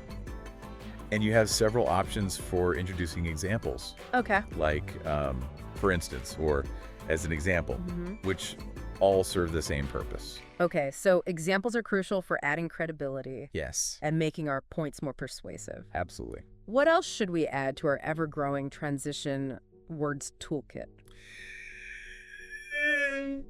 Sometimes you need to make sure your listener is like truly following along, Okay, especially when you're discussing, complex or nuanced topics. right. That's where clarification transitions come in handy. Oh, I definitely need help with this. Ah. I sometimes find myself repeating the same thing over and over Oh, yeah. when I'm trying to explain something complicated. We've all been there. Yeah. But instead of just rephrasing awkwardly, you can use transitions like, in other words, or Okay. to put it simply, Right. to ensure your listener is on the same page. Okay, so if I were trying to explain blockchain technology to someone who's never heard of it, I could say something like, blockchain is a decentralized ledger. In other words, it's a secure way to record transactions that doesn't rely on a central authority. Perfect example. Oh, great. You're not just repeating yourself. Yeah. You're providing a more accessible explanation Okay. that clarifies the core concept. This is so helpful. I can see how using these transitions could make me sound more articulate and knowledgeable. Exactly. It's about being mindful of your listener Okay. and anticipating their needs. Right. Other options for this category include, Okay. to clarify, or let me explain that further. Okay, clarification transitions, check. What else is that? Let's talk about those situations where you want to avoid making absolute claims. Well, yeah. Sometimes you need to qualify your statements, add limitations, or acknowledge that there might be exceptions to the rule. Right. That's where qualification transitions come in handy. So instead of saying Yeah. everyone loves chocolate, Yeah. which is obviously not true. Right, of course. I can say in most cases, people enjoy chocolate. Exactly. But in most cases, acknowledges that there might be some, chocolate haters out there, Right. making your statement more accurate Yeah. and nuanced. It also makes you sound less dogmatic, Yeah, which I appreciate. right. Other options for this category include Okay. generally, or with a few exceptions, Yeah. it's all about adding that layer of nuance and avoiding overgeneralizations. I'm loving all these subtle ways to elevate my language. Good. What other transition treasures are waiting to be discovered? Well, sometimes you need to acknowledge opposing viewpoints or arguments Okay. before presenting your own. This is especially important, in persuasive speaking. Yeah. Or when you're trying to, build consensus. Right. That's where concession transitions come in handy. Ooh, that sounds strategic. Yeah. Can you give me an example? Sure. Let's say you're trying to convince your team to adopt a new software program. Okay. You could say, I understand that learning a new system can be challenging. Yeah. However, the long-term benefits far outweigh the initial learning curve. That, however, creates sense of balance. It does, right. You're acknowledging their concerns, Yeah, but you're also presenting a strong counter-argument. precisely. It shows that you've considered, different perspectives. Yeah. And that you're not just blindly pushing your own agenda. Right. Other options for this category include, Okay. well, it's true that. Or granted. Okay. Concession, transitions, check. What else is on our transition word adventure map? Sometimes you need to kind of shift gears, Okay. reframe a situation, or present a surprising new perspective. Ooh, I love a good plot twist. Right. Give me an example. Let's say you've been discussing the challenges of a recent project. You could say, Yeah. we faced a lot of setbacks. Having said that, we learned some invaluable lessons that will help us succeed in the future. Having said that, creates a sense of intrigue. Yeah. It's like you're saying, but wait, there's more to this story. Exactly. You're shifting the focus from the Yeah. negative aspects to the positive takeaways. And it makes you sound like optimistic and solution-oriented, which is always a good thing. Yes, it is. What are some other options for this category? You can use, on the other hand, or even a simple but to create that shift in perspective. Okay. It's all about finding the right transition Yeah. for the specific context. Okay. Reformulation. Transitions, another tool added to our communication arsenal. What else is there? We can't forget about explaining the why Okay. behind your actions or statements. Right. That's where purpose transitions come in handy. Okay. They add clarity and direction, making your intentions crystal clear. So instead of just saying, I'm taking a coding class, I could say, I'm taking a coding class to improve my job prospects. Exactly. You're stating your purpose clearly Okay. and making your statement more informative. Gotcha. In a professional setting, you could say something like, Yeah. we're implementing this new policy in order to enhance employee satisfaction. I can see how using purpose transitions could make you sound more focused and strategic. It is. It's all about explaining, the rationale behind your actions. Right. And ensuring your listener understands your motivation. Okay, purpose transitions check. Yeah. What's next on our transition word exploration? Well, after you've made all those brilliant points and shared those insightful examples, Yeah. you need to wrap things up effectively. Right. That's where summary transitions come in handy. Okay. They help you bring your ideas together, create a sense of closure, Yeah. and leave a lasting impression on your listener. So instead of just ending a presentation abruptly, Yes. I could say, in summary, we've discussed 3 key strategies for boosting productivity. Exactly. You're recapping the main points. Yeah. And creating a sense of completion. This is fantastic. I feel like I've learned so much about the power of transition words. I'm glad to hear that. It's like I've been speaking in black and white my whole life, Oh, wow. and now I'm suddenly seeing the world in full color. I love that analogy. Oh. And it's even more fascinating. Once you start paying attention to these little words, Yeah. you'll realize they're everywhere. Really? Tell me more. Yeah, you'll hear them in other Okay. podcasts, speeches, Yeah. even casual conversations. Wow. People use them all the time, often without even realizing it. So it's like they're these invisible threads Yeah. that make language flow smoothly. Right. And ideas connect effortlessly. Exactly. It's like Yeah. it's like a secret code that everyone's using. Yeah. But only a few people truly understand. Wow, that's mind-blowing. Right. I'm definitely going to be listening for them now. And that's a good thing. Okay. The more you become aware of them, the more effectively you'll be able to use them yourself. So for our listeners out there who might be thinking, okay, this is interesting, but why should I care? Yeah. What would you say? Well, What's the big takeaway here? transition words are like an instant upgrade Okay. for your communication skills. Yeah. They can help you sound smarter, more confident, more persuasive. Gotcha. They make your ideas clear, Yeah. your stories engaging, Right. and your arguments more compelling. It's like having a secret weapon Yeah. for better communication. Exactly. And the best part is, Yeah? this weapon is free Ooh, I like that. and readily available to everyone. Yeah. You don't need any special training or fancy equipment. Right. Just a willingness to experiment and have fun with language. I love that. So, to recap, Okay. we've explored a ton of transition word categories today. We have. We talked about cause and effect, Yes. chronology, contrast, Yeah. emphasis, Mhm. conclusion, Oh, yeah. addition, generality, examples, clarification, qualification, concession, reformulation, Yeah. purpose, Uh-huh. and even summary. That's quite a collection. That is a lot. But remember, it's not about memorizing a list. Okay.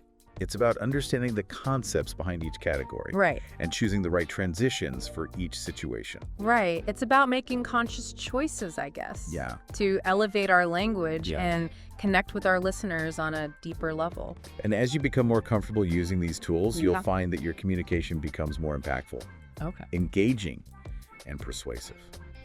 So, listener, are you ready to wield the power of transition words? Right. Now that you've got this secret weapon, go out there and use it. Okay. Listen for transitions in other people's speech. Yeah. Experiment with different options. And watch your communication skills soar. And remember, this deep dive is just the beginning. Right. Keep exploring. Yeah. Keep learning, and never stop playing with language. Couldn't have said it better myself. Thanks for joining us on this fascinating journey. Thanks for having me. Hey there. Ready for another deep dive? Always ready. All right, so this time we're taking your source material on essential travel phrases. Okay. And we're going deep specifically for an upcoming trip to North America. No more awkward silences or frantic hand gestures. We're going to have you confidently navigating everyday situations. I like it. So, sounds good. let's start with greetings. All right. I mean, everyone knows hello and hi, but the source points out some subtle differences for good morning, afternoon, evening. Apparently saying good night is reserved for actually heading to bed. Oh, interesting. I've definitely made that mistake before. Yeah, those little nuances can really make a difference. And I found it interesting how the source suggests dropping the good altogether for a more casual vibe, like just saying, all right, to the barista. Yeah, I can see how that would sound more natural. Now, let's say you need to get someone's attention. Excuse me is the go-to, not just for directions, but for any time you need to interrupt politely. And this is where it gets tricky. The source clarifies that, pardon me, has a different meaning in North America. It's more for when you didn't understand something, not as a general attention getter. So if you're trying to flag down a waiter, Yeah. stick with, excuse me, pardon me, is more like, oops, could you repeat that? Exactly. And if you need something explained differently, the source provides phrases like, sorry, I didn't catch that, or can you repeat that slower, please? It even suggests being upfront about English not being your first language, which I think is really empowering. I agree. It's easy to get flustered and just nod along pretending you understand. Yeah. But being honest about needing clarification can actually make the interaction smoother. It shows you're engaged and willing to learn, and people will appreciate that. Okay. Okay, so let's shift gears to shopping, a situation you're bound to encounter on your trip. For sure. The source mentions that the classic cash or credit is becoming less common as credit cards dominate. Which is fascinating because it reflects a larger trend toward a cashless society. Do you think this is a global phenomenon or more specific to North America? That's a great question. While the shift towards digital payments is happening worldwide, North America is definitely leading the charge. The source also mentions the rise of mobile payments even at small vendors. Think tap to pay or using apps on your phone. You probably won't need much physical cash at all. But it's still good to have some on hand, just in case. Right. Now here's a language quirk that I've totally fallen victim to, putting please at the beginning of statements. Like, please, I need a bag. The source points out that this sounds unnatural in North American English. Yeah, it's a subtle difference, but it can definitely mark you as a non-native speaker. The placement of please can really change the tone of the sentence. And speaking of bags, it's interesting how the source highlights the environmental aspect of shopping. Plastic bags are becoming less common, so be prepared to pay for a paper bag or bring your own reusable one. Yeah, this is definitely something to be aware of. For sure. While being environmentally conscious is a good thing, it's also a cultural shift that can catch travelers off guard. Okay, imagine you've done some shopping, and now you're ready to refuel with some delicious food. Let's talk dining out. Let's do it. The source covers everything from making reservations to dealing with allergies, which I'm sure will come in handy. It emphasizes the casual nature of dining in North America.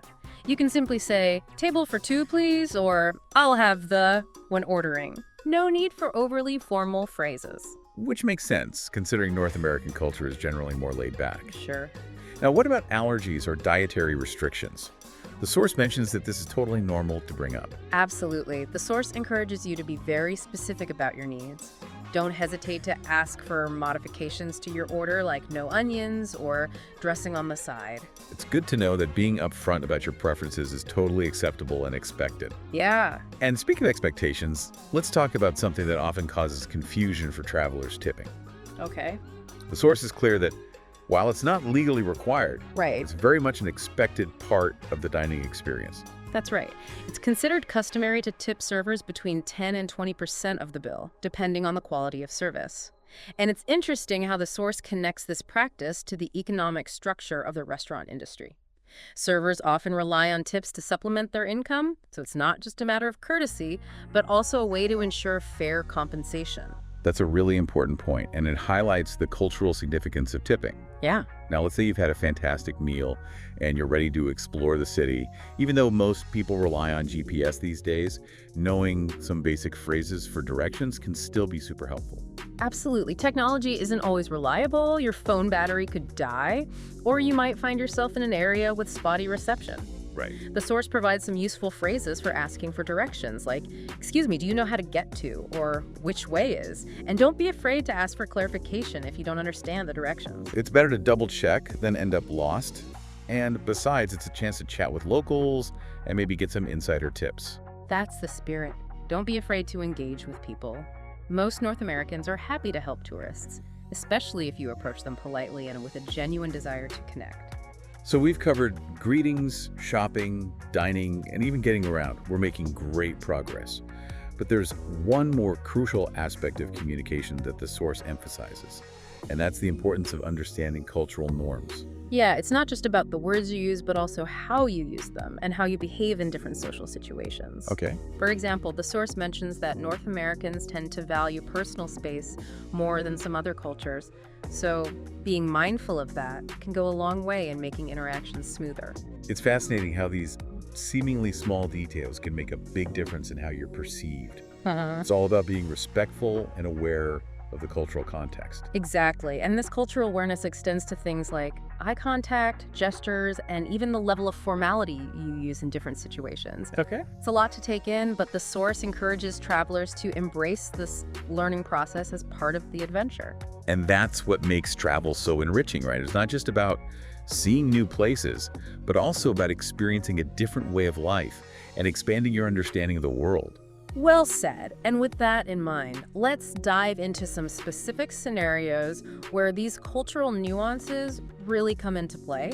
Right. We'll explore how to navigate those situations with confidence and grace so you can truly immerse yourself in the North American experience. I'm ready. Let's do it. So, how do we actually put this cultural awareness into practice?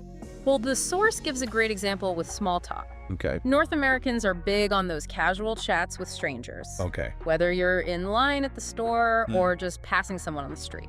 Yeah, I could see how that might feel strange to travelers. Right. Especially if you're from a culture where small talk isn't as common. Sure. It's like, where's the line between friendly and intrusive? Right. But the source emphasizes that small talk is generally seen as a polite way to acknowledge someone's presence and create a sense of community, not necessarily about having a deep conversation. I see. So less about exchanging information, more just about being friendly and approachable. Exactly. And it's interesting how the source connects this to the concept of individualism versus collectivism in different cultures. Okay. North American culture tends to emphasize individual expression and independence. Right. So striking up a conversation with a stranger can be seen as a way to connect on a personal level, even if it's just for a moment. I see. So it's like acknowledging each other's individuality while still being part of a larger social fabric. Exactly. So what kind of small talk topics are good to have in your back pocket? Well, the source suggests sticking to lighthearted subjects. Okay. Things like the weather, current events, or local happenings. Right. You could comment on a beautiful sunset, ask about someone's day, or even mention a local event that you're looking forward to. And I imagine humor can be a great icebreaker as long as it's appropriate, of course. Absolutely. A well-placed joke or a witty observation can go a long way in creating a positive connection. Another area where cultural awareness is key is nonverbal communication. The source mentions that North Americans tend to value personal space more than some other cultures. Yeah, I've heard about that. So standing too close or being overly touchy-feely might not be well received. Exactly. It's not about being cold or distant, but rather respecting those invisible boundaries that people have around them. Okay.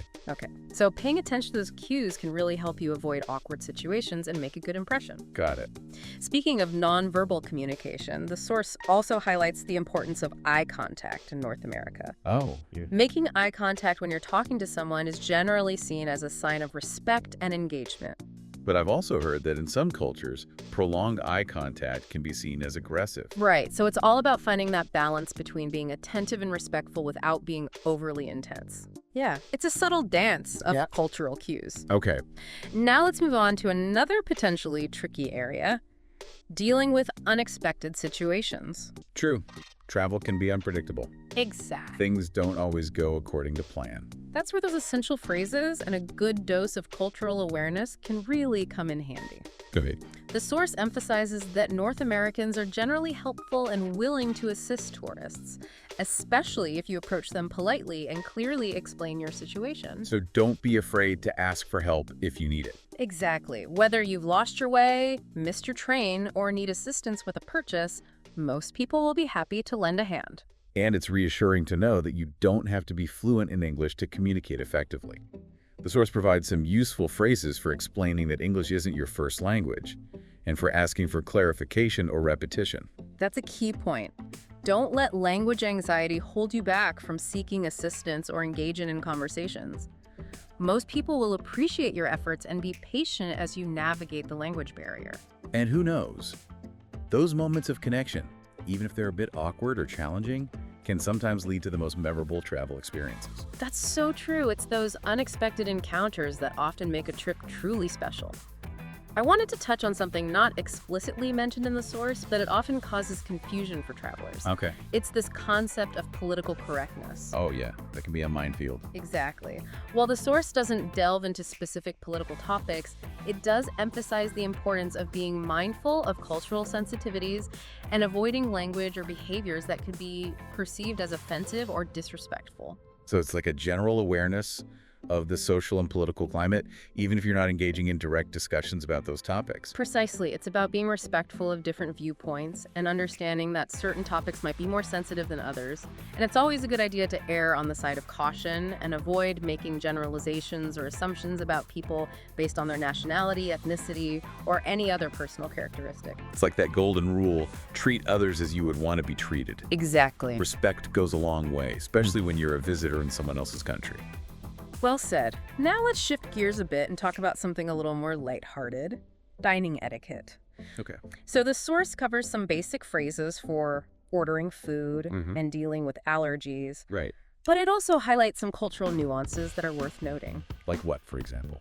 Well, for one thing, the source mentions that it's perfectly acceptable to ask for a to-go box Okay. if you can't finish your meal. I see. This reflects a more casual dining culture where taking leftovers is common and encouraged. Oh, that's great news for those of us who hate wasting food. Right. And I love that the source even provides the phrases you need. Right. Can I have a to-go box, please? Exactly. Or can you wrap this up? It's all about equipping travelers with the practical language tools they need to feel confident in everyday situations. Another interesting point the source brings up is the casualness of ordering in North American restaurants. Okay. Suggests that a simple "I'll have" is the most common way to order, as opposed to more formal phrases you might use in other cultures. This casualness extends to modifying your order as well. Exactly. The source emphasizes that North Americans are accustomed to customers asking for customizations, whether it's holding certain ingredients, Right. adding extras, or requesting specific preparations. Yeah, it's a good reminder that clear communication about your preferences is key, and that restaurants are generally happy to accommodate special requests. Absolutely. It's all part of creating a positive and enjoyable dining experience For sure. for both the customer and the restaurant staff.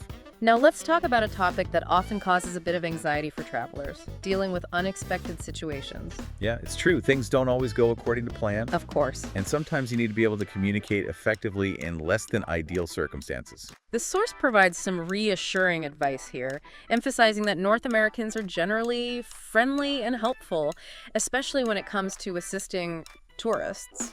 It encourages travelers to not be afraid to ask for help. Yes. Whether it's finding a lost item, Right. clarifying directions, Right. or resolving an issue with a purchase. And it reminds us that a simple "excuse me" or "can you help me" can go a long way in getting the assistance you need.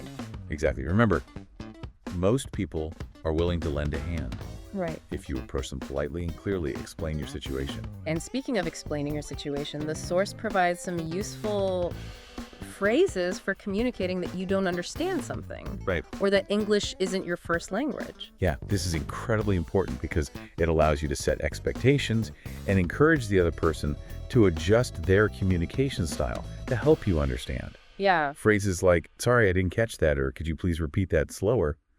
can be incredibly helpful in these situations. Absolutely. And the source even suggests being upfront by saying, sorry, English isn't my first language. Yeah. This can help alleviate any awkwardness and make the interaction smoother for both parties. It's a great reminder that honesty and directness are often appreciated in these situations, and that most people are happy to help bridge the communication gap. Now, beyond the practical phrases, I think it's worth highlighting the underlying message of confidence and cultural awareness that the source promotes. Yeah, I agree. It encourages travelers to embrace the opportunity to learn and grow through their interactions with a new culture, even if it involves a few stumbles along the way.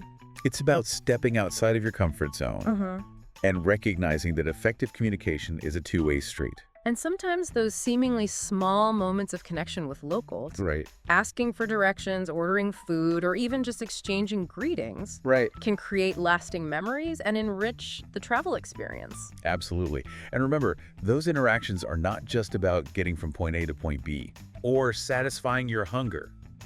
They're opportunities to connect with another human being. Of course. To share a smile and to experience the world from a different perspective. And those experiences, those moments of human connection are what make travel truly transformative. Speaking of transformative experiences, yes, let's dive into a topic that often comes up when traveling. Okay. Dealing with different cultural norms and expectations. Yes. The source touches on a few key points that are worth exploring in more detail. For instance, it emphasizes the importance of being mindful of personal space in North America. Okay. While some cultures are more comfortable with close physical proximity, North Americans tend to value a bit more personal space. This can show up in various ways, from how close people stand when talking to how much physical contact is considered appropriate in social settings. Exactly. And the source encourages travelers to observe and adapt to these norms to avoid any unintentional discomfort or misunderstandings. Yeah, it's all about being respectful of the local customs and making a conscious effort to blend in rather than stand out. And speaking of blending in, the source also touches on the concept of small talk in North America. Ah, yes, that quintessential aspect of North American social interactions.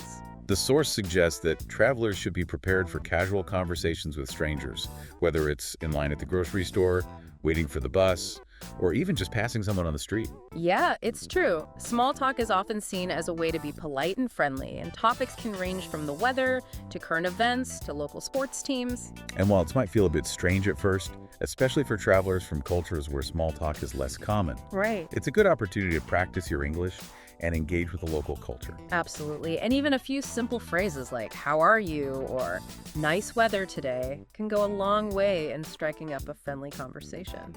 And who knows, you might even learn something new or make a new friend along the way. Speaking of learning new things, the source also highlights the importance of being open to new experiences and perspectives when traveling. It encourages travelers to step outside of their comfort zones and embrace the opportunity to try new foods, explore unfamiliar neighborhoods, and engage with different customs and traditions. It's all about approaching the travel experience with a sense of curiosity and a willingness to challenge your assumptions about the world. And sometimes the most unexpected encounters and experiences can be the most rewarding and transformative. Now, as we wrap up this deep dive, I think it's worth emphasizing that learning a few key phrases is just the tip of the iceberg when it comes to effective communication in a new culture. Absolutely. It's about more than just words. It's about being present, observing your surroundings, and approaching each interaction with a sense of respect and openness. And sometimes the best way to learn is simply to listen, to watch, and to allow yourself to be surprised and challenged by the world around you. Exactly. And remember, travel is not just about ticking off destinations on a list. It's about connecting with people, embracing new experiences, and expanding your understanding of the world and your place in it. It sounds like mastering those subtle cultural cues is just as important as knowing what to say. Absolutely. It's all a part of the bigger picture of communication. And, the source repeatedly points out that North Americans are used to interacting with people from all over the world. Yeah, so it's almost like they're expecting a certain level of diversity. Cultural diversity, So you don't have to try to erase your own background or accent to be understood. Exactly. In fact, embracing your unique perspective can really enrich the interactions you have. So it's more about just finding that balance between being respectful of the local culture and also being true to yourself. That's the key. Well, looks like we've reached the end of our deep dive into essential travel phrases for North America. Wow, we covered a lot. We did. We went from greetings to goodbyes. Covered everything from ordering food to asking for directions. Sure. We even touched on those subtle cultural cues that can make such a big difference. Yeah, but remember, these phrases and tips are just starting points. Of course. The best way to learn is by actually using the language and engaging with the culture firsthand. Don't be afraid to make mistakes. Right. Embrace those moments of awkwardness as opportunities to learn and grow. That's great advice. As you prepare for your trip, I want to leave you with one final thought. Okay. We talked a lot about verbal communication. Right. But how about the role of technology in shaping our interactions, especially while traveling? Interesting. Think about how things like translation apps, social media, even online review sites might influence your travel experience and the connections you make with locals. That's something to consider as you embark on your North American adventure. Safe travels. Hey everyone, welcome back for another deep dive. Today we're all about leveling up your English. You know, for those times you really want to make an impression. Think like IELTS or that big job interview. Those crucial moments where the right words make all the difference. Exactly. And lucky for us, we've got this awesome compilation of advanced phrases. It's organized by scenario, so it's super practical. It is. And it's not just about using big words. It's about expressing yourself, with more nuance. Yeah, sounding more natural and confident. Okay, so let's dive right into this 30 advanced IELTS phrases section. One that really stood out to me was born and raised. It's so much more interesting than just saying, I'm from. Right. It's like instantly adds a personal touch to your speaking. Plus, it kind of shows off your grammar skills without even trying. Exactly. It's like sneaking in a little passive voice action, which, by the way, IELTS examiners love to see. Oh, for sure. Okay, another one that caught my eye was the phrasal verb take after. Perfect for talking about family, like resemblances and stuff. Imagine you're in the IELTS speaking test, right? And they ask about your family. Instead of saying, my sister's kind of shy, like mom, you could say, my sister takes after my mom in her reserved nature. Ooh, that sounds way better. Shows off a broader vocabulary, too. Exactly, Right. And avoids repetition, which can really boost your score. Makes sense. Okay, here's one that I just love the sound of. Revel in the opportunity. So much more powerful than just saying enjoy. Oh, absolutely. Let's say you're talking about a tough project you worked on.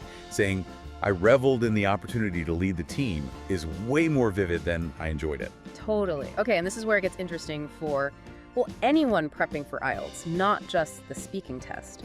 They also emphasize those little transition words like however and specifically. Those are crucial. They help you connect your ideas smoothly, signal when you're shifting gears, makes your whole argument, whether it's spoken or written, way clearer. Right, you sound more organized and, I guess, sophisticated. Definitely.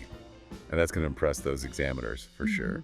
Okay, so let's switch gears a bit and check out this job interview section. This is gold, honestly, even beyond IELTS. We've got stuff like extensive experience or in this role I was responsible for. You know, those classic interview phrases. But they're classics for a reason. They really highlight your achievements in a way that grabs attention. So instead of saying, I did a bunch of stuff at my last job, you'd say, in my previous role, I was responsible for managing a team of 10 and launching a new product line. Boom. Instant credibility. You sound way more experienced and, capable. Exactly. It's about presenting yourself as a valuable asset right from the start. Okay, and then there's this whole section on strong, formal adjectives. Because let's face it, nobody wants to sound like a broken record saying very good all the time. So true. The source encourages us to use words like committed, methodical, proactive, words that really showcase your professionalism. I love how they even give examples of how to use them in context. So instead of, I'm really good at meeting deadlines, you could say, I'm a highly organized and deadline-driven individual. Yeah. It's all about showing that you understand what employers are looking for and that you have those qualities. And, wait for it, they actually give you a formula for nailing that conclusion to your interview. Oh yeah, this is good. It's all about connecting your skills and experience back to the company's goals.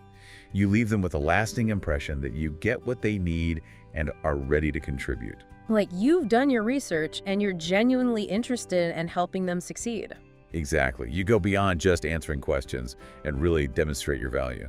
But what about those tricky interview questions where you kind of blank? Like, you're trying to explain something complex or need a moment to think. Oh yeah, those can be tough. Yeah, so what do you do? Well, they cover that too. They give you phrases to help you navigate those moments gracefully.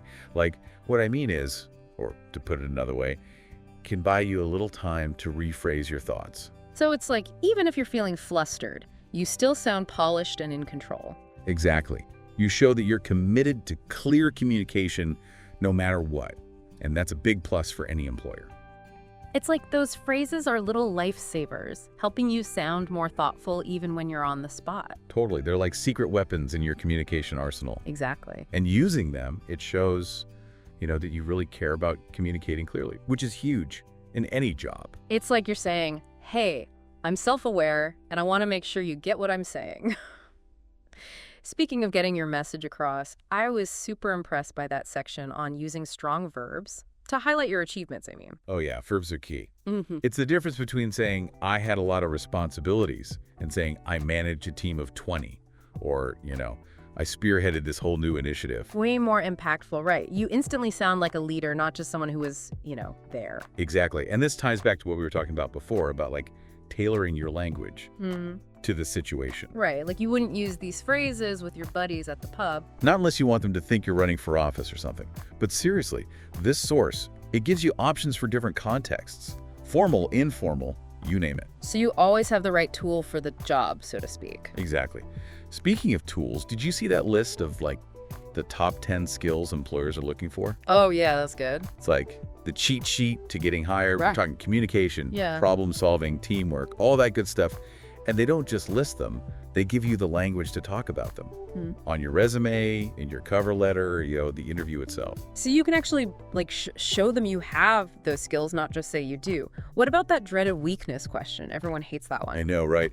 But they've got some really smart advice for that too. Instead of, focusing on the negative, they say to frame your weakness as like an area for growth. Ooh, I like that. Yeah. So instead of, I'm terrible at public speaking, you'd say, I'm actively working on my presentation skills by, taking a course or joining Toastmasters, something like that. See, that shows initiative.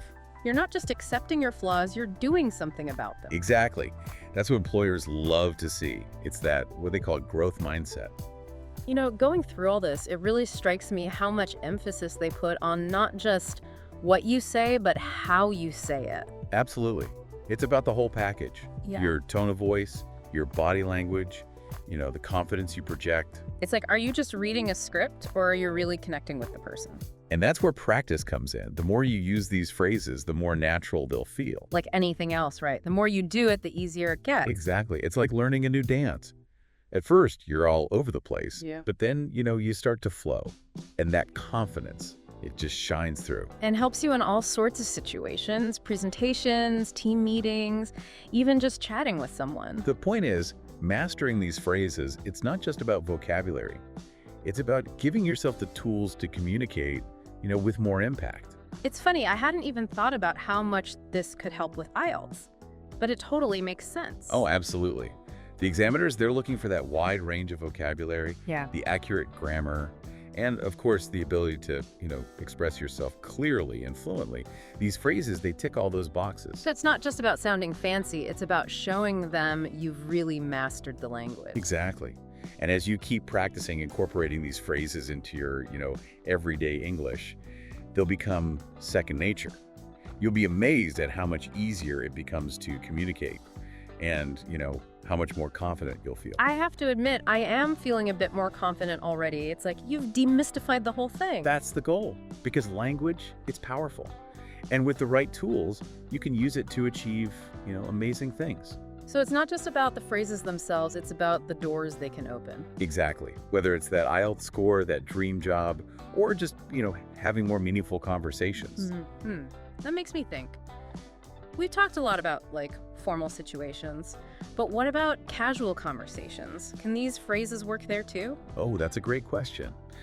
Some of them are definitely more suited for, professional settings, but there are plenty that you can sprinkle into everyday conversations, just to make your language more interesting. So it's not about being stuffy, it's about being expressive. choosing the right words to, really get your point across. Right. And as you get more comfortable with them, you'll find ways to naturally weave them in that'll become part of your, personal style. I like that, your personal style. As we're wrapping up here, I'm actually feeling pretty optimistic about tackling those tricky English situations, That's awesome. Remember, language is a tool, and the more you master it, the more you can achieve with it.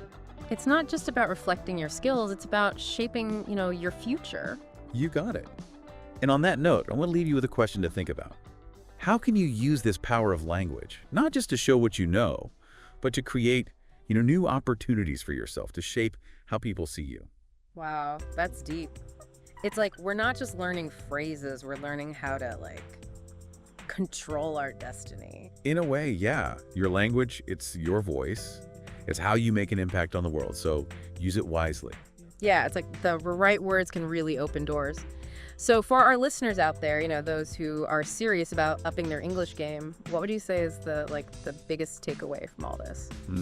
Good question. I think the most important thing is to not just memorize these phrases, but to really play with them. Make them your own. See how they change the way you communicate. We've got the ingredients now, it's time to cook up something amazing. Exactly. And don't forget, language learning, it never really ends. There's always something new to discover. Some subtle way to express yourself even better. So it's not about reaching the finish line, it's about enjoying the journey. Totally. And as you continue on that journey, I want to leave you with this thought. How can you use this power of language, not just to show off your skills, but to actually create opportunities, to change how the world sees you? Ooh, that's a powerful thought. It's like we're not just learning words, we're learning how to shape our own future. Exactly. Your language is your tool, your weapon, your magic wand. Use it wisely. Well said. I think that's a perfect place to wrap things up. Thanks for joining us for another deep dive. And remember, the power to communicate, it's right there in your hands. So go out there and make something amazing happen. All right, so are you ready to unlock some of the secrets of how to really talk like a pro? I'm ready. You guys sent in an awesome mix of sources this time around, all about professional phrases and ways to say things besides just I think, excerpts from articles and texts, all that good stuff. So we're going to find the very best ones and then figure out how you can actually use those to just really level up your communication game in any professional setting. Yeah, it's so easy to just kind of overlook the importance of choosing one phrase over another, but just these little tiny shifts in wording make a really huge difference. Yeah. I mean, sometimes it's not even about what you're actually saying, but how you say it. Exactly. And so that's what we're going to be talking about today. Exactly. So our first source here dives right into that with 25 professional phrases that are going to help you sound way more confident at work. So some of these are really useful and clever. Yeah. Instead of just saying yes to show that you agree, what if you used "we're on board" instead? Oh, I like that. Right. There's something about that. I mean, yes can be so passive, but we're on board. Yeah. It means active engagement. It gives a feeling of everyone working together. Yeah, like a shared purpose. Yeah, exactly. You're excited about what's coming next. You're not just saying yes. You're saying, let's do this together. You're part of the team. You're on board. Yeah, you're on board. And that makes all the difference when you're trying to, get people to buy into a project or idea or whatever. Totally. Now, there's another phrase that I think is really, really useful for when things get a little tricky. Okay. And that is circle back. Oh, yeah. So think about those times when you're not really ready to commit to something, or you need a little more time to think. Instead of being can we talk about this later? Yeah. Which can make you sound like you don't care. Right, sounds dismissive. Yeah. Yeah. You can say, let's circle back. That's great. Yeah, because then you're saying, okay, this is important. Yeah. But let's give it the attention it deserves. It really needs a good, You're acknowledging the topic without having to come up with an answer right away. Yeah, and you're not feeling pressured to make a decision on the spot. I was just in a meeting the other day and someone said that. Really? And I was so impressed. Oh, wow. It was such a relief. Yeah. Because I didn't have a good answer yet. Right. But they just said it so calmly and confidently. They were like, let's just circle back on this once we get some more data. Right. It just made them look so in control. Totally. Okay, let's keep going. What about iron out the details? Ooh, I like that one. Right. Yeah. I mean, it sounds way better than just like figure things out. It does. It makes it sound like you're really meticulous. Uh-huh. It suggests that you're not just looking for any solution. Yeah. You're looking for the perfect one. Mm-hmm. It really projects an image of like competence and... Yeah, you're paying attention to details. Exactly. Yeah, and that's super important in pretty much any job. Oh, yeah. Where being precise and clear is really important. It shows that you're serious about the work. Especially when you're dealing with like complex projects or you're making agreements. Right. You really want to show that. You take those small details seriously. Okay, here's one that I think is like extra relevant for how fast-paced work is these days. Yeah. And that is, keep me in the loop. Keep me in the loop. So how do we stay informed without being annoyed? Yeah, how do we find that balance? Yeah. I think it's all about framing it as like a request. Okay. Not a demand. Uh-huh. So like when you say keep me in the loop, you're saying, hey, I trust you. Yeah. To give me updates when it makes sense. You're showing that you're interested and engaged, but you're not like micromanaging. Right. It's more like, hey, I'm here. Yeah. I care about this, but I also trust you to handle it. Exactly. And you respect the process. Yeah. It's so much better than like sending a million emails. Or constantly checking in. We're like popping into their office every 5 minutes. Yeah, yeah. Okay, let's talk about some more like subtle power moves. Okay. I like it. How about the ball is in your court? Oh, that's a classic. Right. Yeah. I feel like that one is so useful. Why do you think that is? I think it's a way to remind someone that they need to do something. Yeah. But you're not like being aggressive about it. Right. You're not being confrontational. Yeah. Instead of saying like, what's next? Or did you look at that thing I sent you? You can just say, the ball is in your court. That's like a gentle nudge. Yeah. Just a friendly reminder.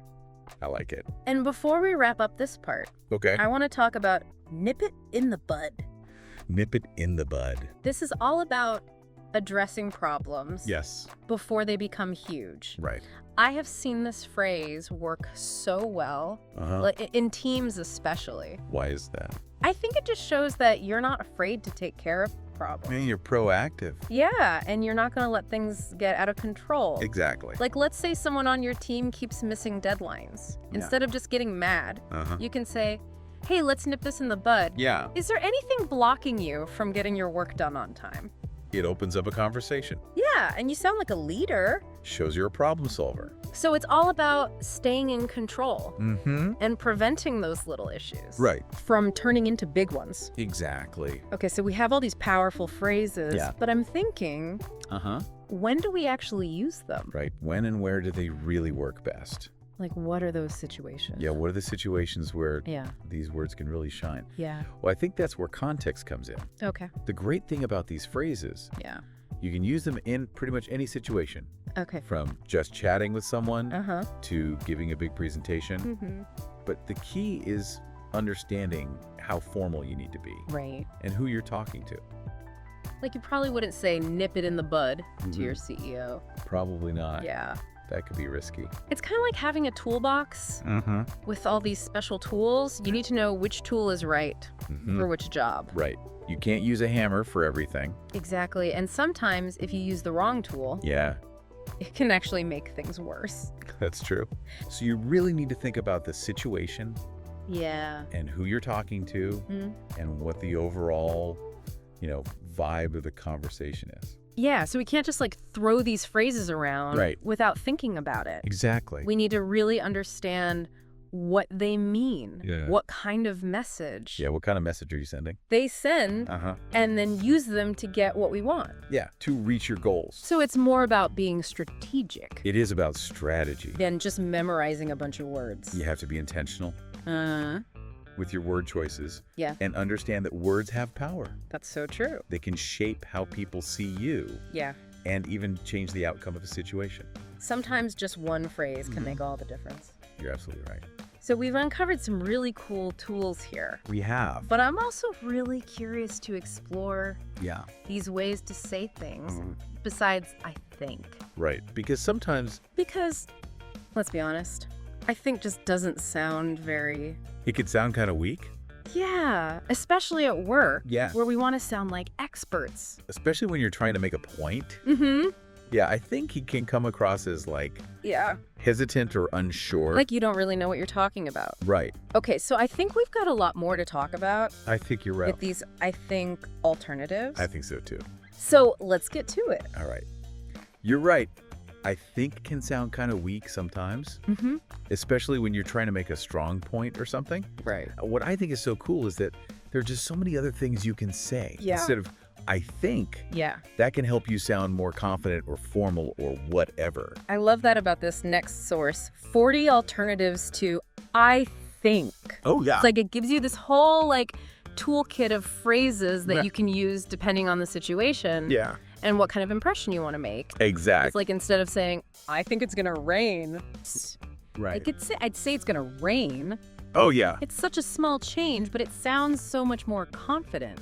I think so, too. Right. You're not just thinking it. Yeah. You're saying it. Yeah. And if you want to sound even more formal or like you really know what you're talking about, you could use phrases like, from my perspective, or it's my view that... Oh, yeah, those are good. Right. I like those. So let's say you're in a meeting and you're talking about a new marketing plan. Instead of saying, I think we should focus on social media. Right.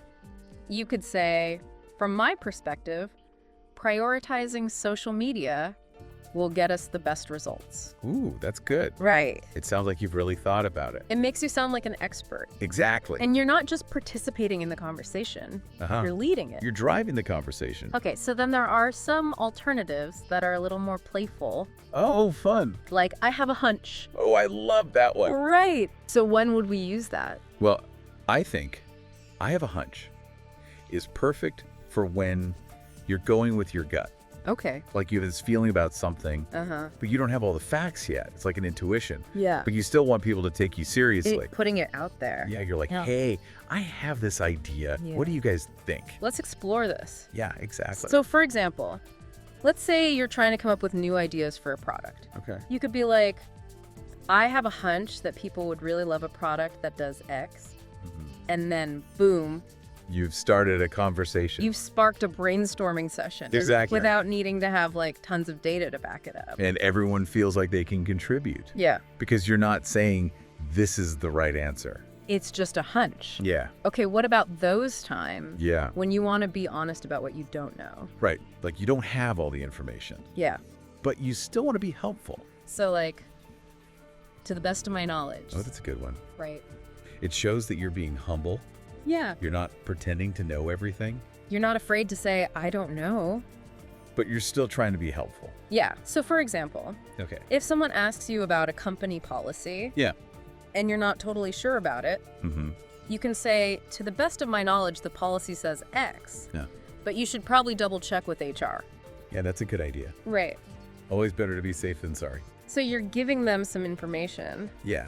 But you're also being responsible. You're not overstepping your bounds. And you're not pretending to be an expert on something that you're not. And it shows that you care about giving them the right information. Yeah. Yeah. You know, it's so interesting how these little changes in how we say things can really change how other people see us. It's true. Yeah. It's like you're creating a persona. It's like we're playing a character with our words. With our word choices. We can control how people see us.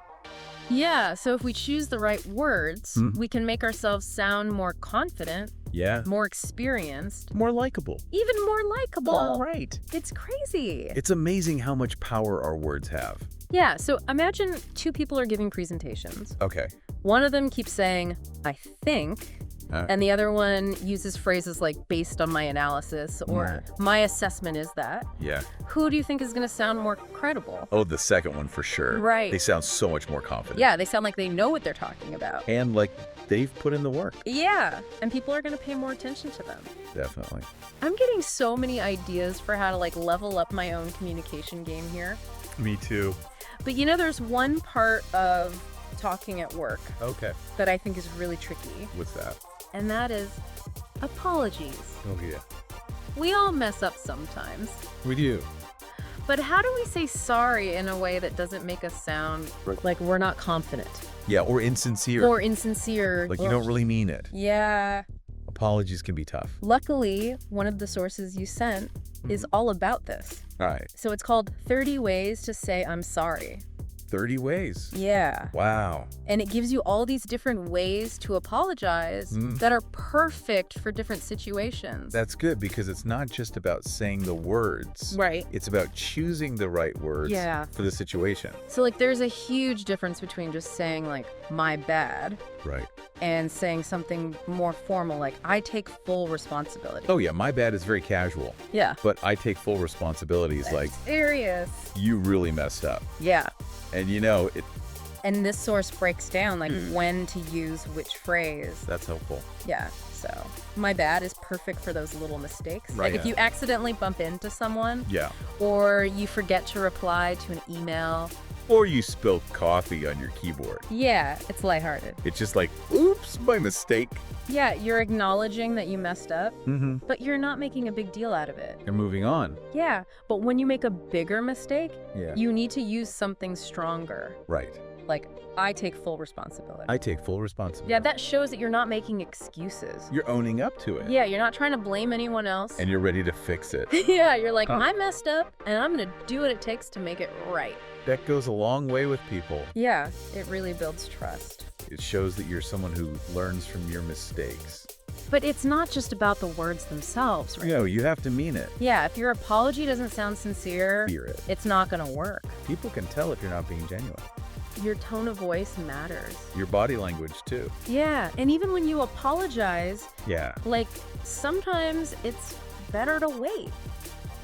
Sometimes you need to let things cool down a little bit. It's like anything else with communication. Yeah. It's not just what you say, but how you say it. Exactly. And sometimes actions speak louder than words. So if you made a mistake, sometimes the best apology is to actually fix it.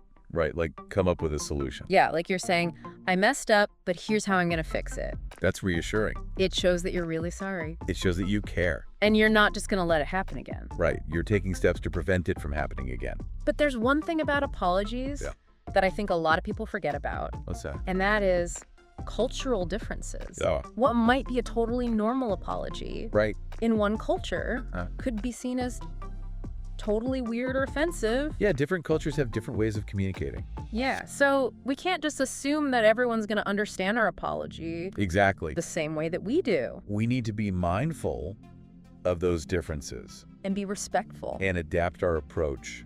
Yeah, so we're all on the same page. It's about understanding and respecting those differences. Yeah.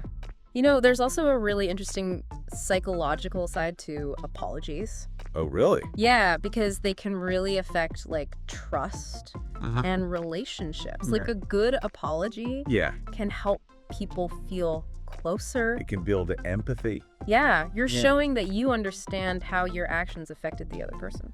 And you're taking responsibility. It's like hitting the reset button on the relationship. Yeah, you're saying, I understand that I hurt you and I'm truly sorry. And that can be really powerful. It takes courage to be that vulnerable. But it can make such a big difference in fixing things. It can help people heal and move forward. But, you know, apologizing well takes practice.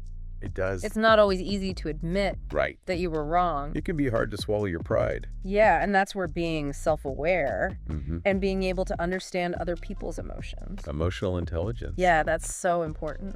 It helps you recognize when you need to apologize. Yeah. And choose the right words. And say it like you mean it. Exactly. Because that can really help to minimize the damage. Right. And help everyone move on. And build stronger relationships. So it sounds like getting good at apologies is all about being sincere. Yeah. Taking responsibility. And understanding the situation. Yeah. You've got to read the room. And knowing when to say what. It's a delicate dance. It's not easy, but it's so important. It's a skill worth mastering. It sounds like there's a lot to think about with apologies. There is. But it's definitely worth it. Oh, yeah. To get them right. Okay, so we've covered so much in this deep dive. We have. Professional phrases, ways to say things besides just, I think. I think alternatives. Yeah. Apologies. Yeah, even apologies. It's been a journey. It has been a journey. And it seems like these are Yeah. way more than just words. They're like tools that can help us. Tools for success. Yeah, to be more successful. In any professional setting. In our communication. It's like we have this secret code for talking to people at work. The language of success. Exactly. But I think the real challenge starts now. What do you mean? Like, how do we actually use all this stuff? Oh, yeah, that's the hard part. In real life. Right? It's one thing to talk about it, Yeah. but it's another thing to actually do it. So where do we even begin? I'd say the first step is just to pay attention To what? to how people talk at work. Okay. Like, listen to how they ask for things, how they agree or disagree.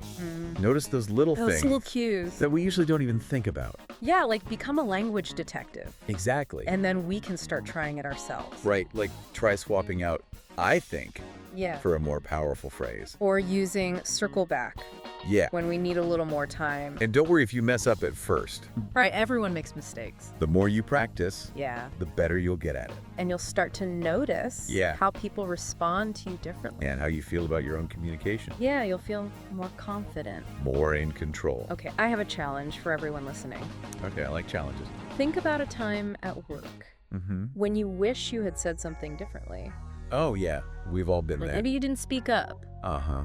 when you had a good idea. Or you avoided a tough conversation. Yeah. Oof. Yeah. I hate those. Now imagine that you had used one of these phrases Oh, interesting. we talked about today. Yeah. How would that have changed things? That's a good question. Would it have made a difference? I think it might have. Yeah, and who knows? Yeah. Maybe if we start using these phrases, we can inspire other people, To do the same. and then everyone will be communicating better. It could be like a ripple effect. Yeah, spreading positivity. Creating a more positive and productive work environment. So there you have it, That's it. our deep dive into the language of success. We did it. We talked about powerful phrases, ways to say things besides just, I think. I think alternatives. Yeah. And apologies. We even tackled apologies. We did. But this is just the beginning. Right? The real work starts now. You have to go out there and use this stuff. So go experiment. Try anything. See how these phrases can Yeah. change your work life. I'm excited to see what happens. Me too. And until next time, keep diving deep. All right, let's dive into a world where words don't always mean what they say. Sounds intriguing. We're talking about idioms and colloquialisms. Ah, those quirky expressions that make English so colorful. Exactly. We've got a list of 50 idioms and 24 colloquial words to explore. I'm ready to uncover some real gems. Me too.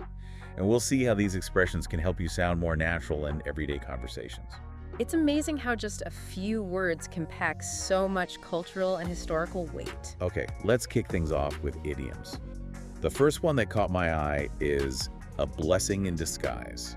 That feeling when something seems bad at first, but then... But then it turns out to have a positive side. Exactly, like an unexpected silver lining. It reflects a certain optimism, don't you think? Definitely, a belief that things often work out for the best, even when it doesn't seem like it at the time. It's like when you miss a flight.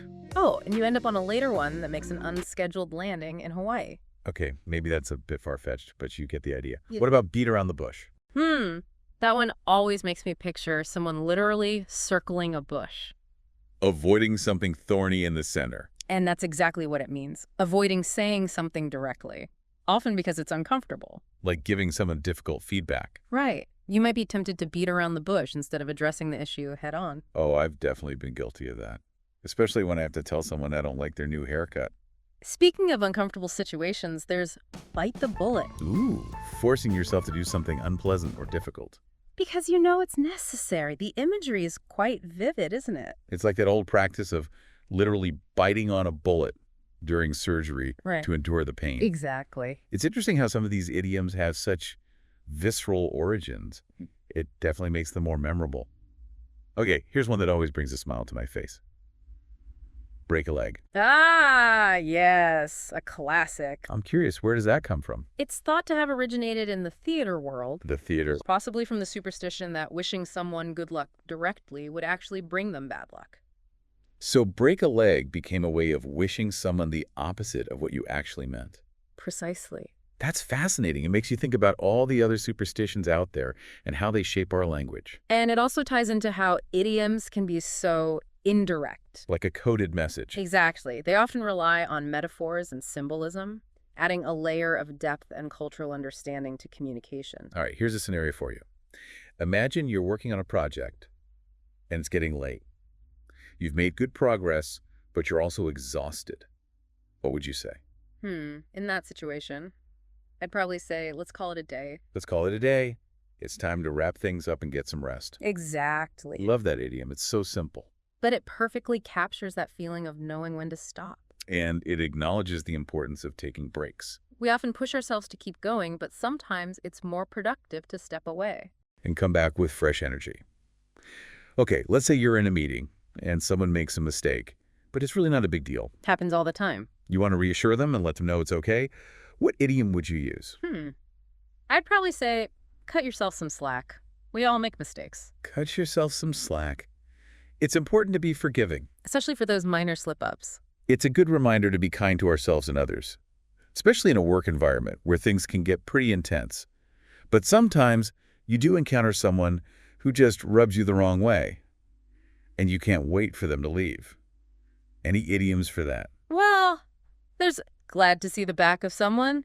It's not the most polite expression, but it captures that feeling of relief when someone unpleasant departs. Exactly. It's definitely more blunt than cut someone some slack. True. But hey, honesty is the best policy, right? Sometimes. Now, let's talk about something truly amazing, something so groundbreaking that it changes everything. What idiom comes to mind? The best thing since sliced bread. The best thing since sliced bread.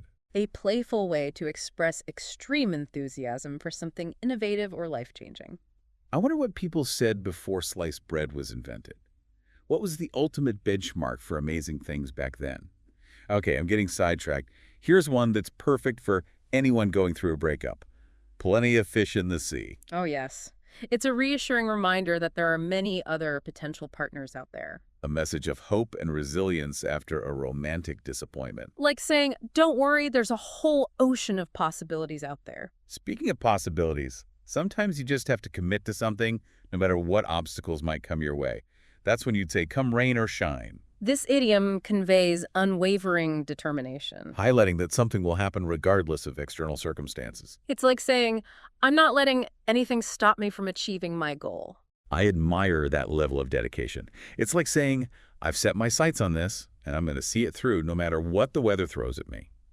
But sometimes that dedication can lead people to make bad choices, like cutting corners to get things done faster. Cutting corners refers to taking shortcuts or compromising quality. To achieve something quickly or cheaply. It's tempting, but it often leads to subpar results or even bigger problems down the road.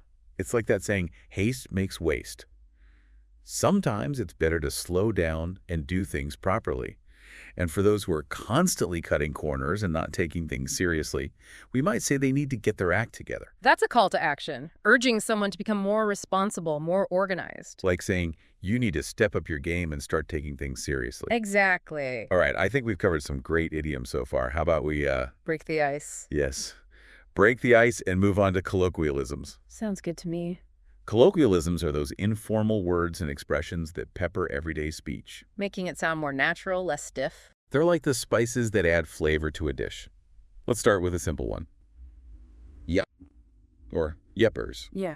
They're casual, upbeat ways to say yes. They inject a sense of informality, enthusiasm into responses, making conversations feel more relaxed and friendly. I definitely use those all the time. It's like saying yes with a little extra pep in your step. Yeah. And then there's the ever-useful ish. It's like adding a little wiggle room to a time or description. Ish softens a statement, making it less precise. Instead of saying, I'll be there at 8:00, you can say 8:00-ish. To imply a flexible time frame. Exactly. I've noticed that ish has become incredibly popular, especially in casual settings.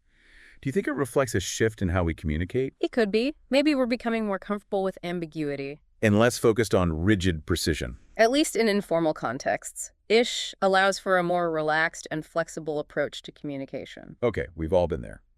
Making a mistake and needing to own up to it. That's when my bad comes in handy. It's a quick and informal apology that acknowledges your error without dwelling on it. It's a way of taking responsibility without getting bogged down in formalities. efficient, and conveys a sense of self-awareness. And when someone apologizes to you, you can brush it off with a breezy, "no worries." It's a versatile phrase used to indicate that something is okay or insignificant. It creates a laid-back and accommodating atmosphere, letting the other person know you're not holding their mistake against them. It's all about keeping things light and casual. And sometimes, when you want to emphasize your agreement, a simple yes just doesn't cut it. That's when 100% comes in handy. 100% expresses complete agreement or certainty, adding emphasis to your affirmation. It's like saying, "I'm totally on board with that." I've noticed that 100% has become more than just an expression of agreement.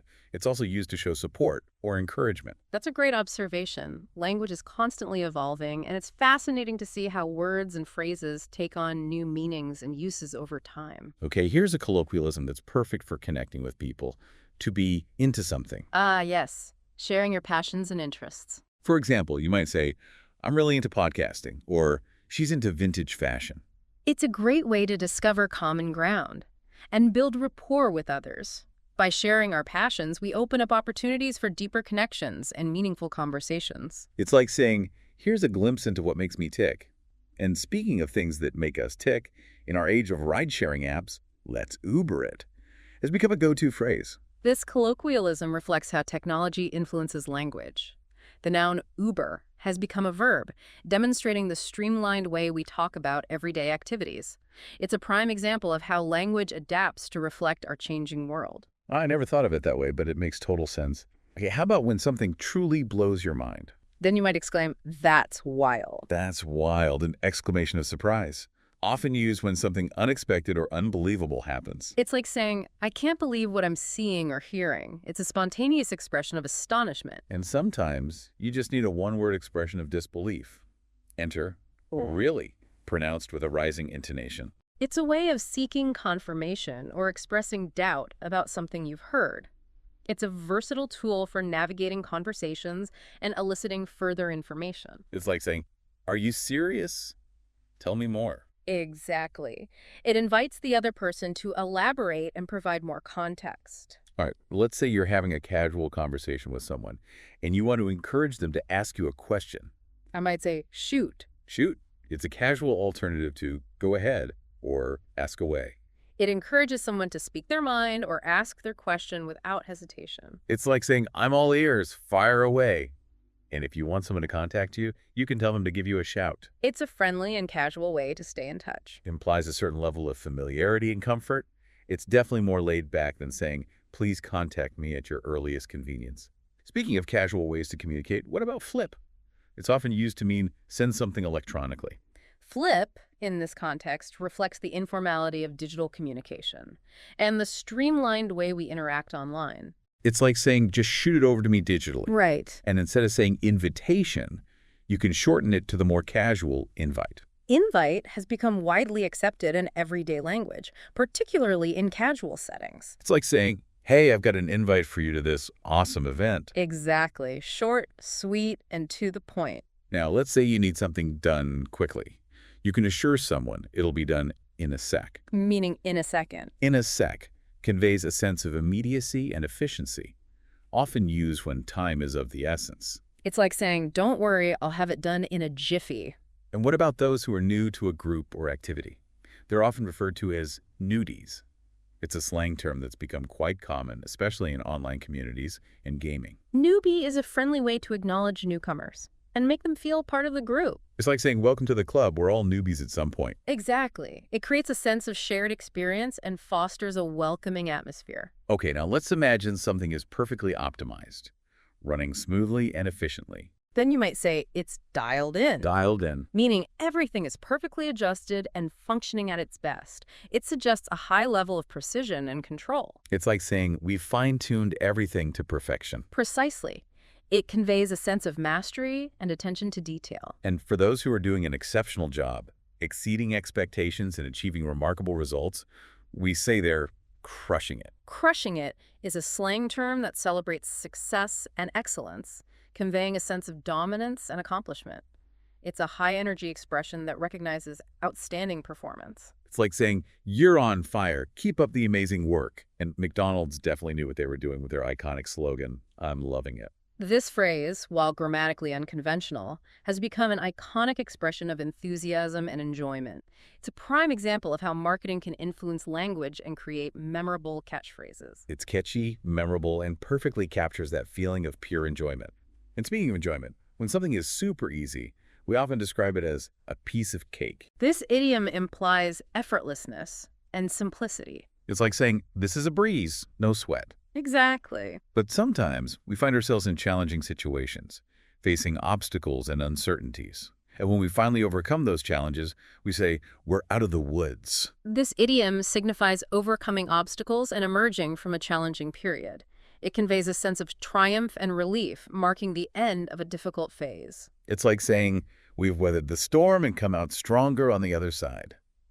And finally, for those who enjoy engaging in lighthearted and informal conversations, we have the idiom, shoot the breeze. Shoot the breeze encapsulates the joy of casual conversations, where the goal is simply to enjoy the company and the exchange of thoughts and ideas without any specific agenda.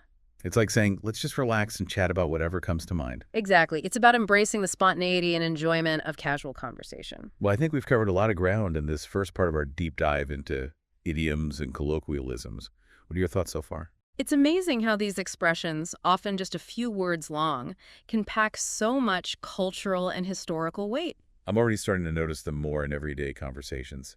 And it's fascinating to think about the deeper meanings and origins behind these seemingly simple phrases. They offer glimpses into how people think, what they value, and even how they view the world around them. All right, stay tuned for part 2, where we'll delve even deeper into the fascinating world of idioms and colloquialisms. We'll explore some of their more nuanced meanings and how they reflect the values and beliefs of English speakers.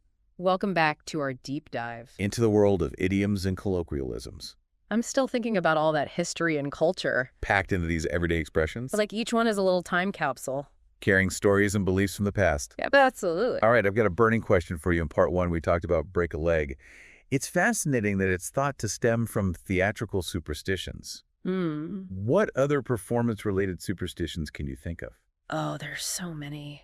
Either in English or other cultures. Let's see. For example, in the opera world, whistling backstage is considered bad luck.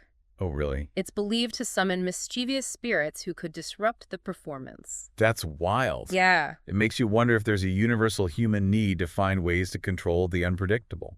Especially in performance settings where so much is at stake. Exactly. I think there's something to that we create rituals and superstitions to try to bring order to chaos. Right. To give ourselves a sense of agency in situations where we feel vulnerable. Okay, let's shift gears to a pair of idioms that caught my attention. Bite the bullet and come rain or shine. They both seem to deal with facing challenges head-on. You're right. They both convey a sense of determination and resilience in the face of adversity. Biting the bullet implies doing something unpleasant but necessary. While come rain or shine suggests an unwavering commitment regardless of external obstacles. And it's interesting that bite the bullet has such a visceral origin, possibly, from soldiers biting down on a bullet during surgery before anesthesia. It speaks to the human capacity for enduring pain and hardship when there's no other choice. Right.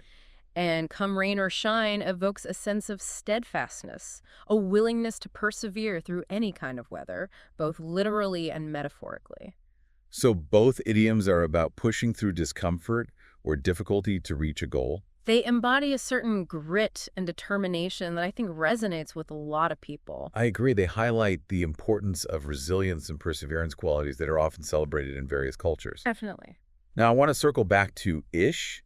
We talked about how it adds flexibility to our speech, but I'm curious about the bigger picture. Okay. Do you think the popularity of ish says something about how we communicate today? That's a great question. Ish seems to reflect a trend toward more informal and less precise communication. At least in certain contexts. Right. It's like we're embracing ambiguity and acknowledging that things aren't always black and white. Exactly. Ish allows for nuance and approximation in a world that often demands definitive answers. It's like saying, I'm not committing to an exact time or description, but this is the general idea. And in a fast-paced, ever-changing world, that flexibility can be quite valuable. All right, let's move on to a trio of colloquialisms that struck me.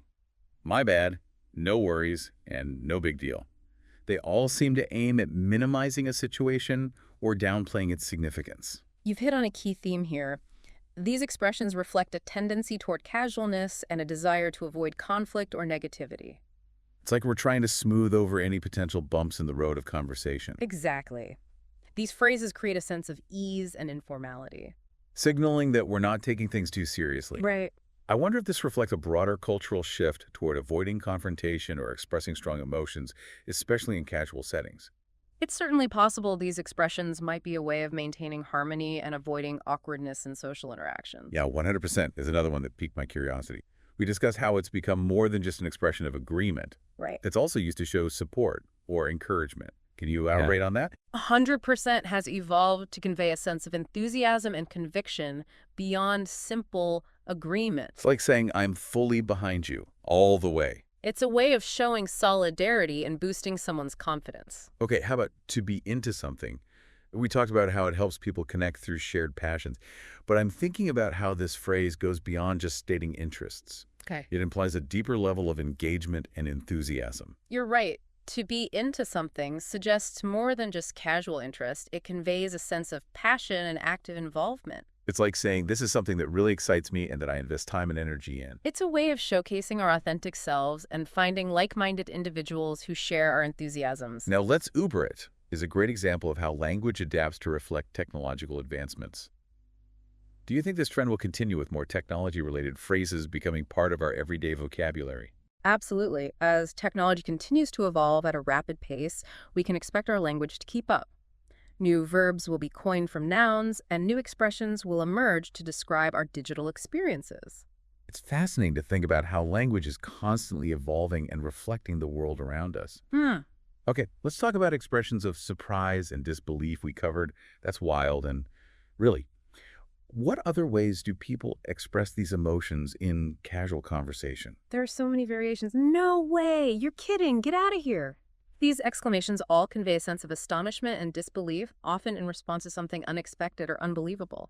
It's interesting how these expressions often involve exaggeration or hyperbole. It's like we're trying to amplify our surprise and make it clear that we're truly taken aback. I think there's a performative aspect to it as well. We're not just expressing surprise. We're also signaling our reaction to the other person, acknowledging the impact of their news or statement. It's like saying, wow, you really got me there. Sure. Okay, what about those informal ways of encouraging someone to speak or ask a question we mentioned? Shoot. Go for it. Ask away. Fire away. These are all casual and friendly ways to give someone the green light to speak their mind. They create a relaxed and open atmosphere, encouraging people to participate in the conversation without hesitation. And then there's give me a shout, which is a relaxed way to ask someone to contact you. It implies a certain level of informality and camaraderie as opposed to a more formal request for contact. It's like saying, hey, let's stay in touch casually. No pressure. Exactly. It's about maintaining a connection without the weight of formality. Now, flip and invite are interesting examples of how we shorten words and phrases to make our communication more efficient, especially in digital contexts. This trend toward brevity and informality is likely to continue as we increasingly communicate through text messages, emails, and social media platforms. It's like we're constantly looking for ways to streamline our language and get to the point quickly. And in a world of information overload, that efficiency can be quite valuable. Okay, let's talk about in a sec. And newbie, in a sec, conveys a sense of immediacy and reassures someone that something will be done quickly, while newbie is a welcoming term for newcomers to a group or activity.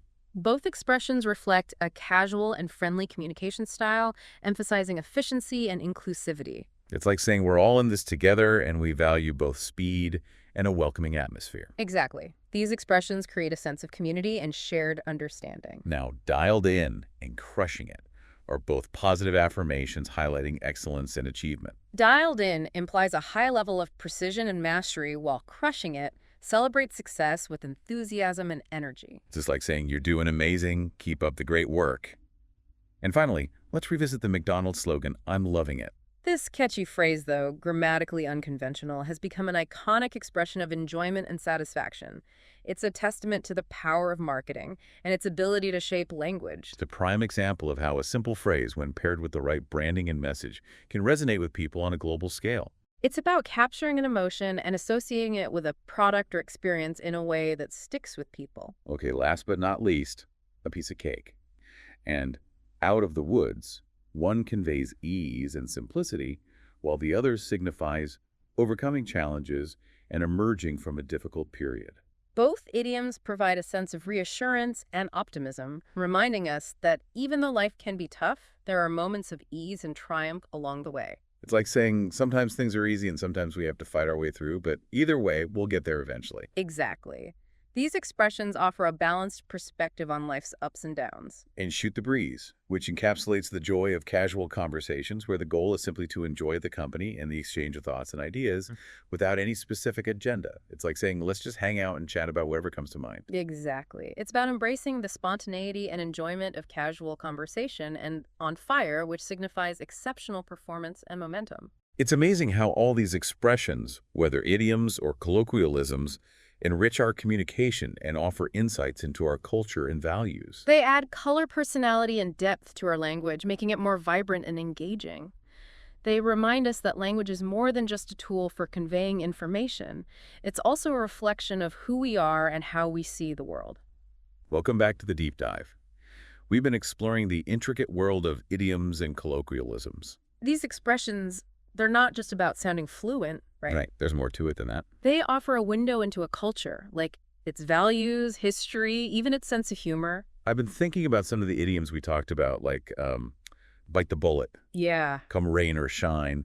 They reflect a certain can-do spirit. You're absolutely right. They highlight resilience and determination, a willingness to face those challenges head-on. It's a big theme in English-speaking cultures. It's like saying, we're not afraid of hard work, and we're going to see this through no matter what. And that ties into the value placed on individual initiative and self-reliance, often seen as hallmarks of these cultures. Now, what about those colloquialisms that focus on downplaying situations, like, my bad, no worries, no big deal? Yeah, they point to a preference for informality. Right. And a desire to keep things light, avoid unnecessary conflict. It's about maintaining a sense of ease and camaraderie. Like saying, let's not sweat the small stuff and keep things positive. Exactly. Ties into the value placed on politeness and avoiding confrontation, especially in casual settings. It's fascinating how these expressions, idioms or colloquialisms, provide glimpses into the cultural fabric. They're like linguistic clues. They help us understand the unwritten rules of a society. Okay, before we wrap up, I have one final question. Yeah. How do you think the increasing globalization is impacting the use and evolution of idioms and colloquialisms? As languages and cultures continue to interact, we can expect some interesting shifts in how these expressions are used and understood. Do you think we'll see more blending of expressions across lineages?